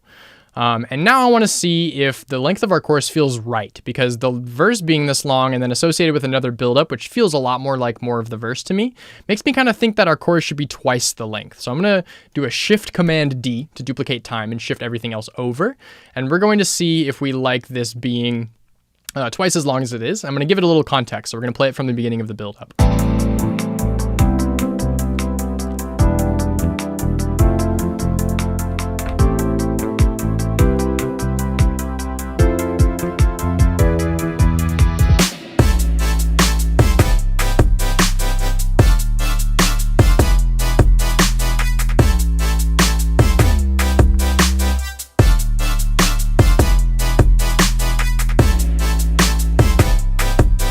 So I do feel like it should probably double up and kind of continue going. But as I was listening to that, my brain heard that this melody was just sonically way more pleasing than the first time around. So I'm actually going to copy this and add some variation.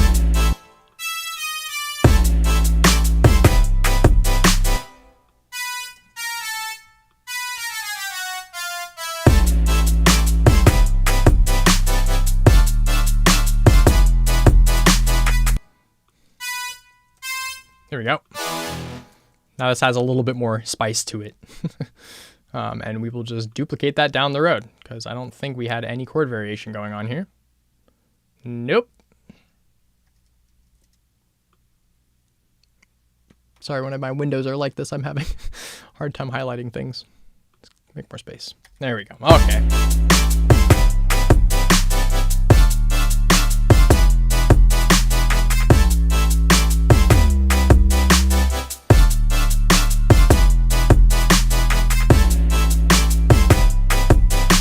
And then we'll add some more elements to help this build out.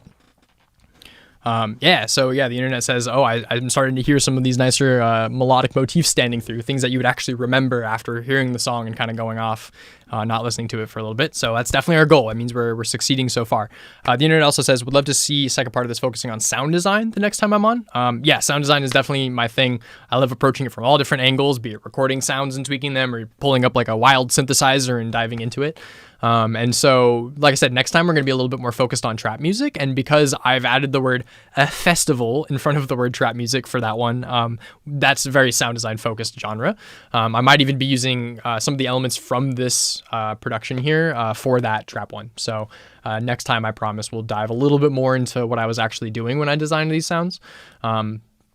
But I'll tell you, for this one in particular, like, it's a very quick wavetable, just two different wavetables that I like the shape of, and I have some movement going on via their wave shape. So as I play through this, you'll see them move.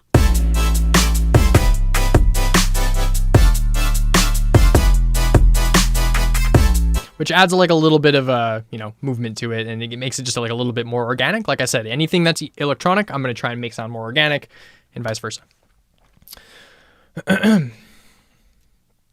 Okay, great. Sure, where we're at. Okay. So yeah, now we need to add a little bit of variation throughout the way that this drop plays, so that it actually feels like one big part. One of the differences between a moment of your song like this and a moment from the verse is kind of meant to feel like it kind of draws on a little bit, like where we got like a lot of repeats going on, like we're holding us in the same place.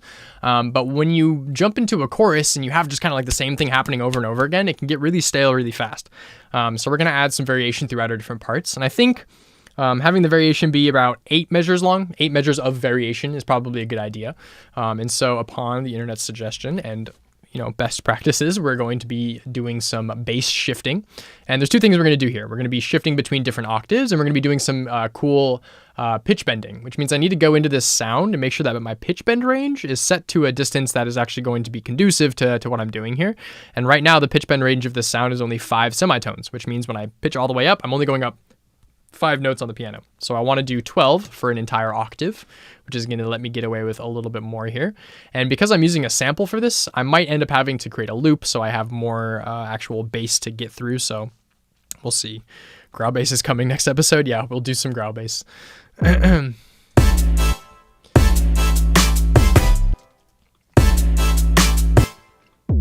Cool. So instead of having this note here, I'm just going to have this swoop up the octave. So the way I do this is incorrect. There we go. The way I do this is a little interesting. I definitely want to make sure that I get to the target note before it ends, right? If I were to start this sweep right at the downbeat, the whole section of time would be the sweep. However, starting it a little early means that by the time it actually gets to that final note, I get to hold it for just a moment before we jump to something new. I don't need this middle one. Get out of here.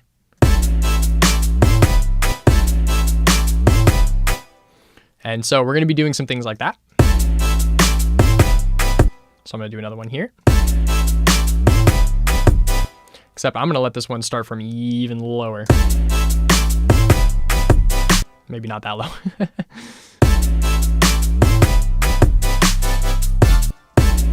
Some of these could pitch down as well. Should start early.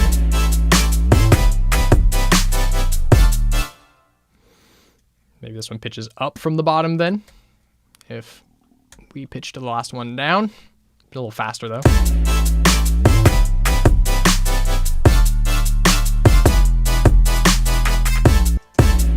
So I guess we'll do kind of a similar sweep up here. We'll hold the octave and we'll let there be more bass notes here.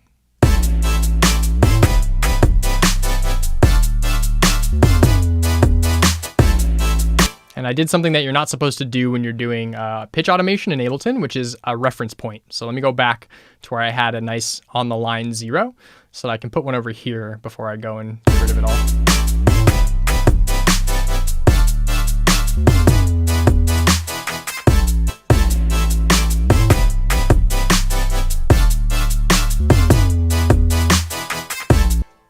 So we'll have this come back around here, I guess.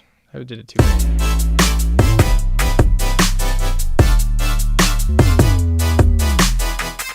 So I need more actual notes here so that it plays through.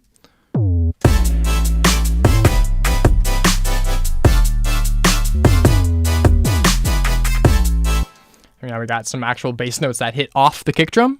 Usually people try and avoid that, but there's no reason to. They have a nice little punch to them as well. Usually the main sidechain is going to be to duck these in the first place, and so it's not like that's going to necessarily get in the way of some of your other synths. It's going to add some nice rhythm, and it's going to add maybe like a kick drum that doesn't feel like it's as strong there. So we'll just copy this on over with our pitch adjustment here and make sure that our automation here is copied over, and then maybe we can add a little bit of variety to this because it is the second time around. We don't necessarily want this to be the exact same as the first time around. So maybe we duplicate a couple of these.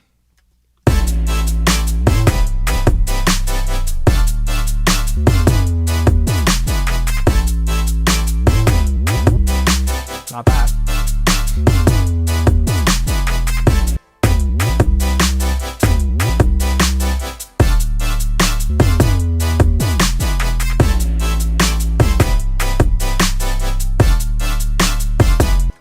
Okay, so I need to make sure this copies over into the next set of sub notes, or else we're going to be losing that automation for the second half.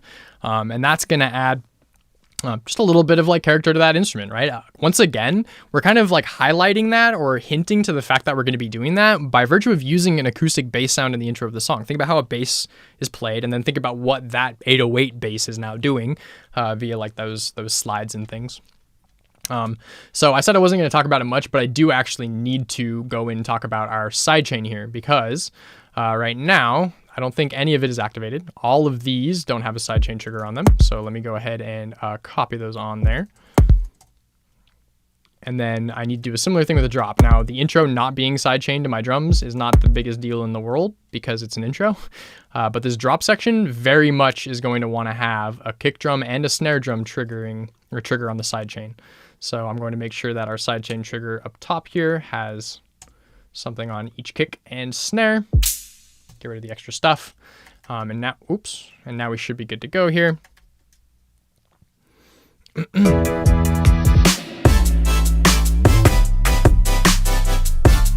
And that means our drums are now going to breathe through these instruments a lot better. But with my compressor here that's handling the sidechain, I'm able to actually change the speed at which this sidechain happens, which means I can cause this synth to maybe pulse with our drums a little bit more than it is now.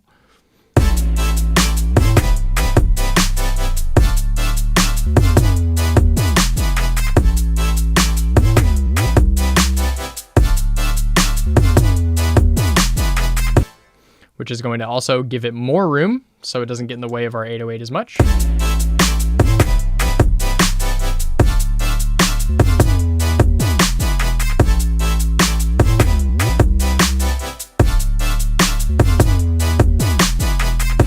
Cool. And that's pretty much where I'm going to leave that for now as far as the side chain, so that we can kind of go back into this. And now this one synth, I created all on one track because we needed to have our progression down, right? We needed to have the context for where things are going to be coming up. However, there's nothing stopping me from duplicating this and adding different sounds around different parts of this song, right? So one place I see that we could maybe experiment with this a little bit is at the ends of each phrase, we have this kind of open space. So what's to stop me from making a big long chord like this and adding an arpeggiator to it?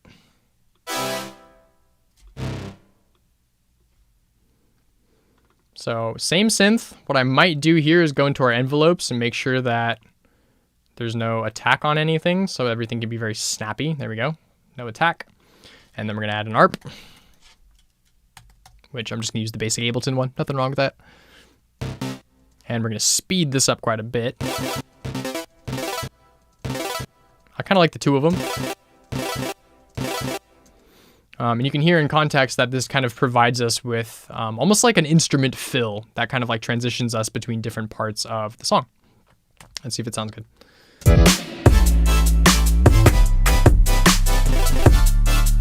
Nope. So we're going to definitely make sure we put these in the right places.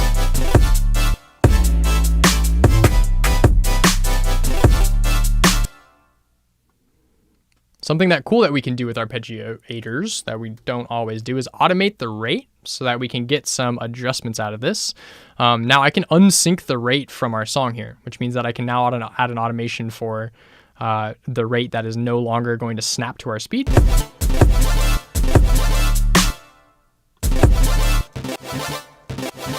Which gives me way more control, certainly. So you can hear how that's now treating our synth. So without the arpeggiator, and then with, it's very cool. I could also choose to lower these in octaves, depending on where the region I want this to be in.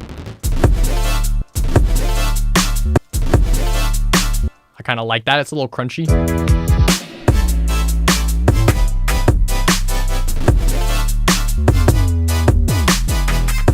Maybe I'll add a little pitch or a little volume increase here so that it doesn't just cut in right away. We just kind of fade in a bit, which should make that a little cleaner. And I like having these two pitch bends really active here. So I'm actually going to swap that synth with this synth. I'm going to make this legato.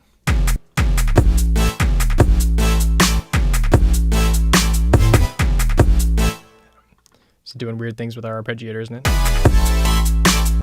So maybe we turn off our arpeggiator here just for a moment so I can do this automation stuff. And I don't want these notes to blend right into each other. It's going to add like a little bit of a rhythm to the notes we have here. And I'm going to add some pitch bends at the very end and beginning of each other chord, excuse me. So that's the one going down, then the one coming back up. And I want our pitch bend range to be an octave, similar to what we had it as before. So that's under our MIDI section here in Wavetable. I got to switch pitch to 12 instead of 2. So you get that really cool synth movement when we do full pitch adjustments like that.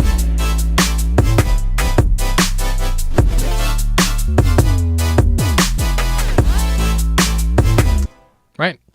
Starting to get some more interesting stuff going on here. So we're going to copy our arpeggiator over here, but we're going to use different automation, right? We kind of want to add some variation throughout. And so we're not going to just use the exact same thing. So go to our arpeggiator, switch our rate.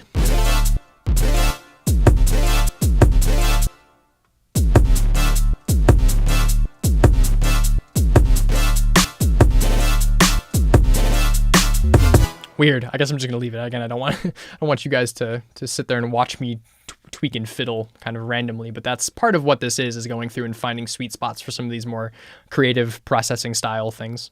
But I want to hear, contextually what this sounds like. So I don't want to do too much in a vacuum, right? You never want to produce in a vacuum. What I catch so many producers doing is, I got to design a synth now, and they just mute everything else, and they're just sitting there playing the synth, tweaking things, playing the synth, tweaking things, and they have no idea what it sounds like in context with their music. When you're adjusting things, play it with the rest of your sounds, or else you're not going to get a real representation of what it's supposed to sound like. So.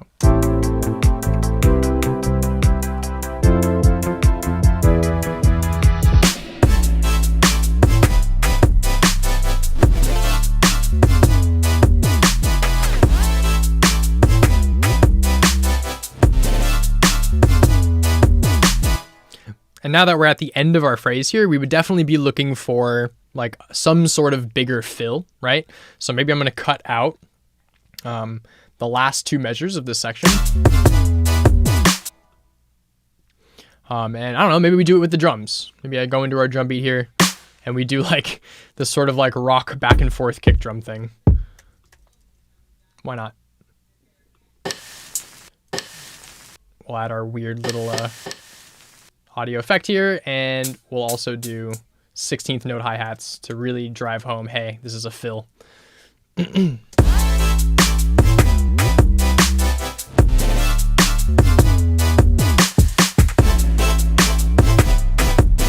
still think there should be something melodic or instrumental going on here. So maybe we try our big synth. Nothing wrong with that.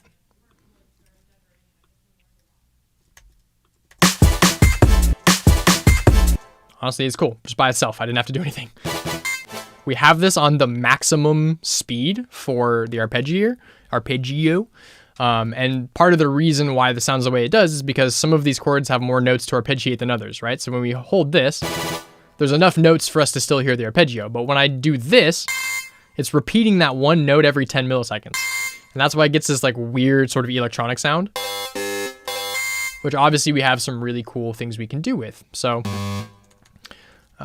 I don't know, let's try it. It's gonna sound weird, but again, a lot of this is just experimenting.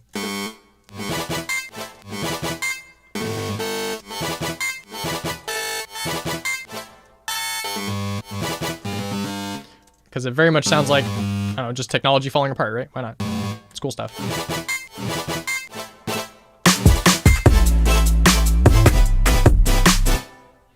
We want to make sure that whenever we do something like this, we're keeping in mind the second half as well. We want to mimic it, maybe add some more variation throughout this as we go.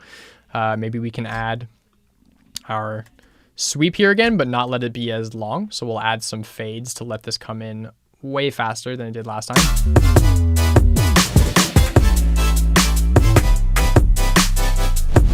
I actually don't like that because it kills the break we had. So we'll just shift these back over.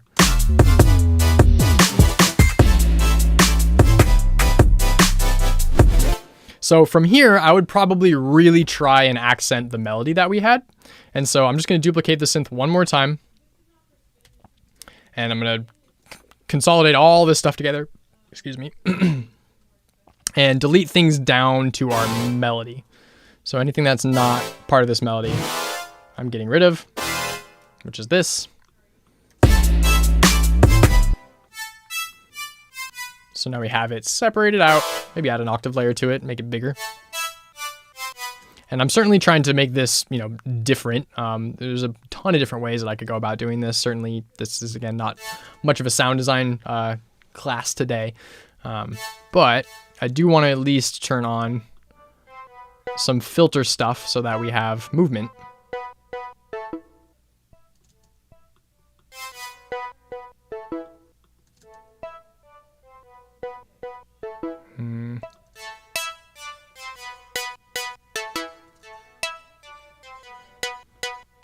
There we go. So it's at least notably different. Another thing I'm going to do is I'm going to shift this over so it's not quite on the line. I'm going to actually pre-shift this. So what I've done is I've highlighted everything and I'm just barely shifting things over a little bit. And then I'm going to copy this and pitch it down an octave and shift it back to the beginning. So we kind of get this sort of like walking sort of sound with this synth we have now. Which is cool because I can repeat that to do some more like arpeggiated type things. So all I have to do is just kind of duplicate this and shift this over. And you can hear what that's accomplishing. It kind of sounds like the way somebody plays like a xylophone, maybe.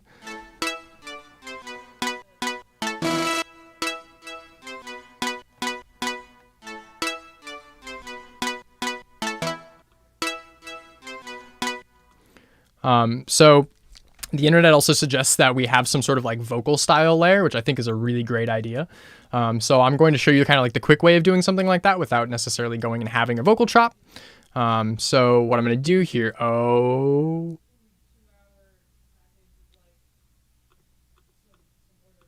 okay, there we go. Sorry, I had some inputs on. Okay, so what I'm going to do is just record myself singing something. Yeah. I didn't hit the record button. I'm a professional, I swear. Yeah. Done. So we just wanted a little bit of movement in there. Not a big deal. And what I'm going to do here is grab a sampler. Now, here's the thing. I'm sitting next to a piano. I certainly could have like gone out of my way to record myself singing a C note so that this is a little easier to do, but you're not always going to have the ability to do that. So I'm going to show you how to figure it out yourself. So we're going to drag that recording right into sampler, move my start position here so that I can play this like an instrument.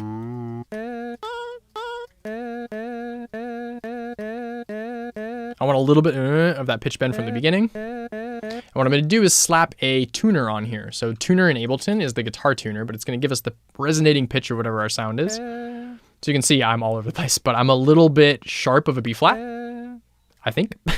So we're going to choose B flat as our root. A sharp. And then we're going to detune this down a bit until we hover around a C. And if I play a C note, oops, on some other instrument, you can hear we're pretty close.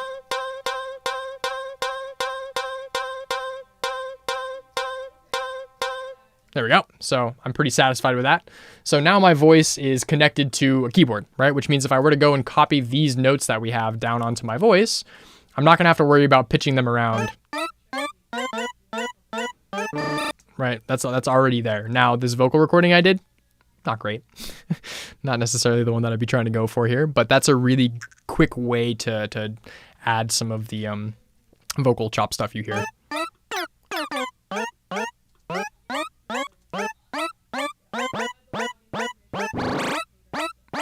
I added a little bit of a pitch bend, but it's like very fast, which adds that sort of like video game button style sound to the beginning of it, which is going to help it come across a little more synth-like.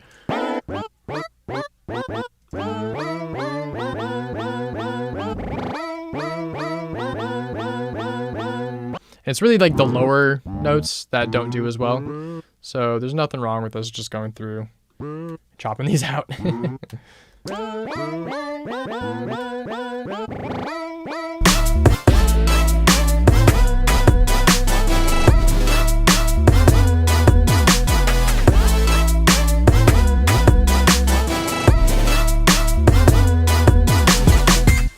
Cool. So this gives us the opportunity to do one thing, and to be honest with you, based on the timing, this might be the last thing we do. So get your questions in now, if you have them. Is something called a counter melody. So right now, our vocal synth, this crazy vocal synth thing we just threw in there, and our pluck synth are following the exact same melody. But that's not what a voice does, right? Think about pop music. Think about when a vocalist harmonizes with themselves. They like to pick different notes. So we're going to be doing something kind of similar.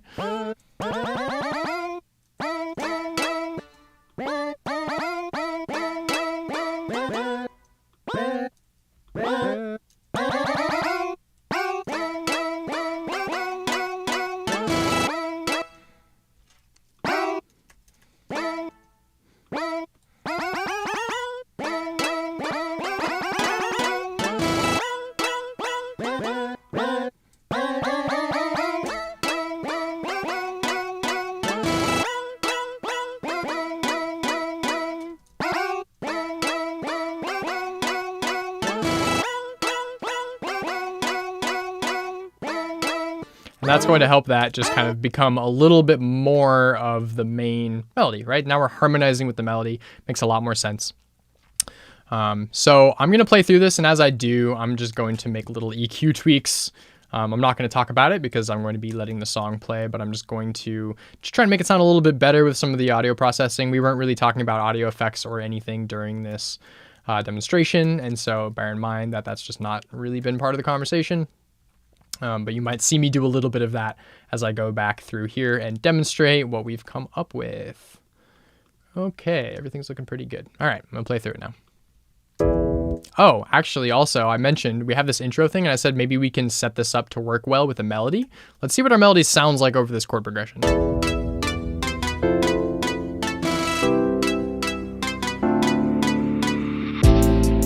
It's a little weird, but I think if we tweaked it, we could get away with it. So that's a note from a little bit earlier that I was mentioning. So I'm gonna play through it now. We're getting an idea.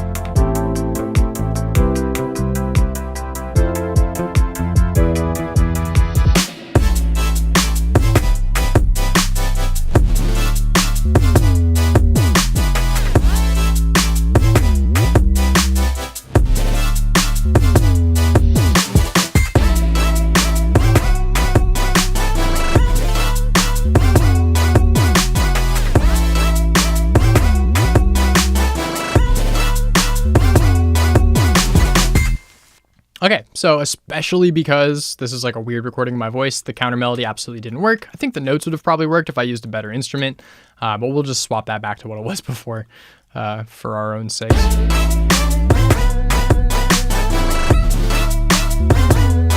One thing I do want to mention before we probably call it for today is transition, right? So right here we have like our section here that then goes right back into itself, but we have a new instrument being introduced, and that means we should probably do something special to help introduce that instrument.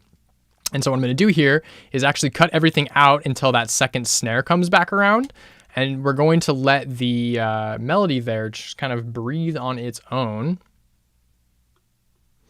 And actually, maybe we'll hold that off all the way until the next kick drum, which there doesn't even seem to be. Well, so we're gonna go crazy. We're gonna go really far. We're gonna have this much of a pause until things kind of come back in, and you'll see what type of effect this has. It might be too long of a wait. I genuinely might be waiting a little too long here. Yes, I am. It should be to here. That's my bad. I will fix it. And what this is going to do is just give us a moment where we're really highlighting the melody. And it helps kind of break this up so it doesn't feel so monotonous and repetitive.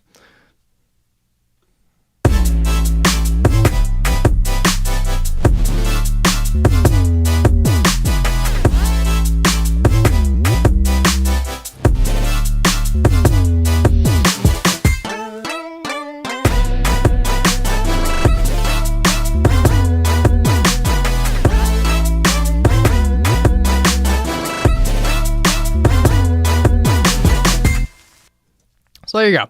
And that gives us the ability to maybe start doing a breakdown, in which case maybe we take a filter on our drums and just kind of walk it down.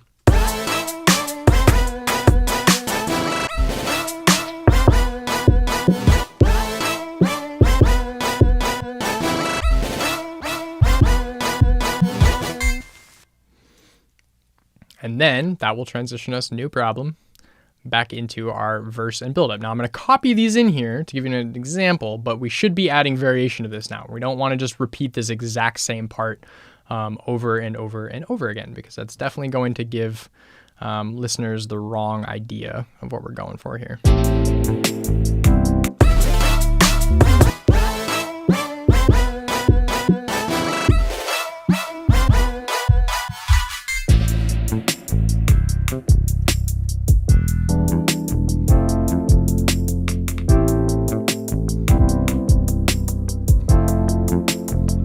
Incorporate our melody, right?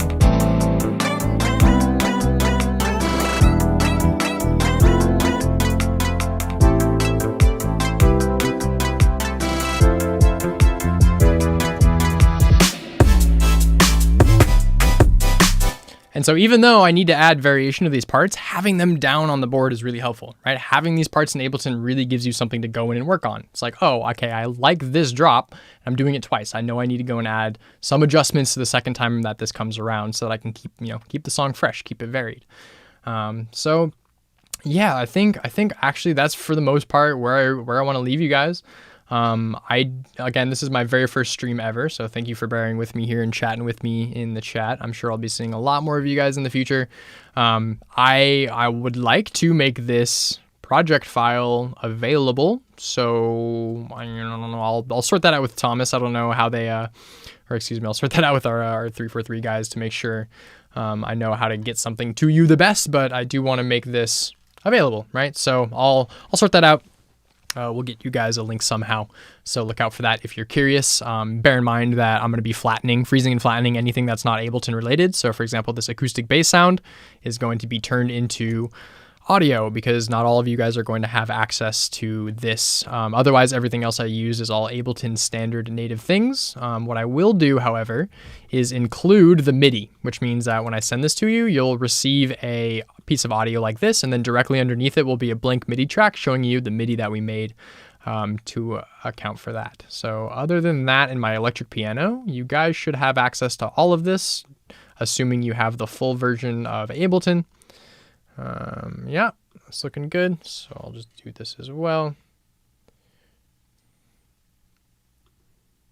So yeah, this is pretty much where we go. It's nice to meet you all. I'm glad to see that some of you seem like you learned some new things. I love to hear that. I'm excited to hear what you come up with in your productions. Maybe I'll catch you at one of like our feedback sessions, something like that. You know, we also have all these events going on. Oh yeah, one thing I was supposed to mention, I think we have some like our Arturia pick a plugin giveaway, where like if you win the giveaway, you get to pick a plugin from Arturia and we'll ship it over to you. I'm not 100% sure what the stipulations are about that. I'm sure 343 and Max were posting about it in the chat a little earlier. So yeah, awesome. All of you guys are sending in compliments. I really, really appreciate it. You've all been really great audience. I thank you so much for interacting with me. Helps keep this moving forward. Definitely catch you for more in the future. So yeah, look out for that. Look out for this project file. Oh, I guess one last little note about project files for those of you who don't know. When we're sharing project files, there's kind of like a thing you got to do, which is collect all and save, right? So I'm going to save this to a folder on my desktop, which is going to be called Stream Future Bass Song. And then after I've saved that, I need to go and collect all and save, because that's going to take all of the audio samples that I've used in this, all of the different sounds, and consolidate them into one place that you can then open up for yourself. So yeah, I'm going to stop the stream. However, stick around and chat, because immediately when I close the stream, I'm going to upload this project file and post a link to the download of this project file in the stream chat here. So actually, you know what? I will do that now, just in case it kills our chat when I upload this. So that's it. Y'all are free to go. Class dismissed. It's lovely having it with you guys. If you want this project file, stick around. I'm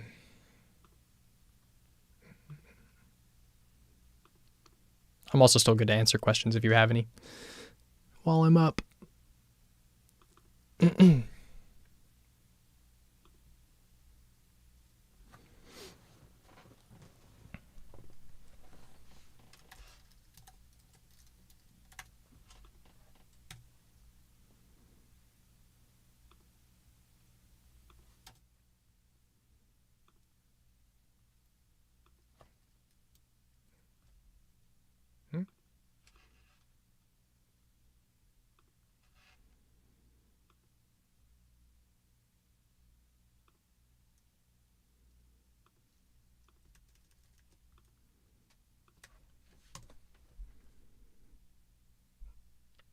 Oh, am I even allowed to post links in a YouTube chat? I didn't even think about that.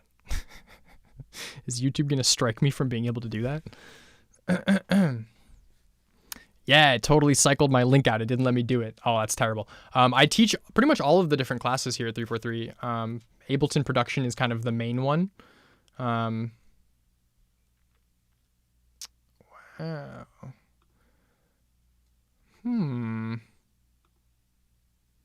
I can't post links because I'm not the creator of the stream.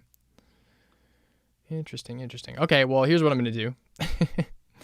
We're going to go into OBS. We're going to add text. Heck yeah, I can do this.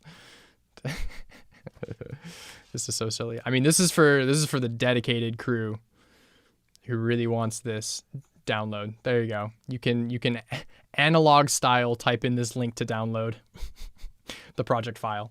I'm going to leave it up on screen for quite a while here, just to make sure you guys get access to it in case you want it.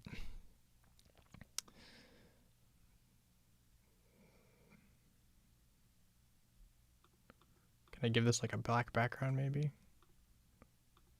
No, dear. I don't know what I'm doing. Also, thank you for telling me that I was handling the stream well. I wasn't sure. Definitely get better at it the more I do these streams for sure. Yeah, maybe if Thomas or Max are still here, they'd be able to post the link. But otherwise, you know, I think you guys should have a good enough amount of time to get this download. Yeah. So for anyone who can post a link, I guess please post this link. I am not allowed. It's a little silly, huh?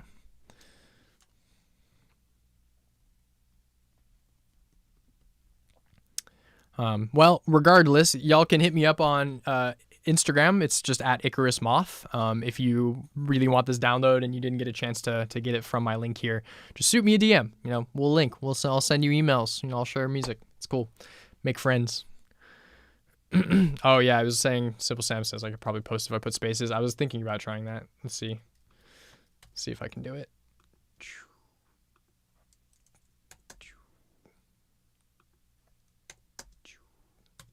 I don't think so. I think it's smarter than I am. It maybe just doesn't like the HTTPS thing.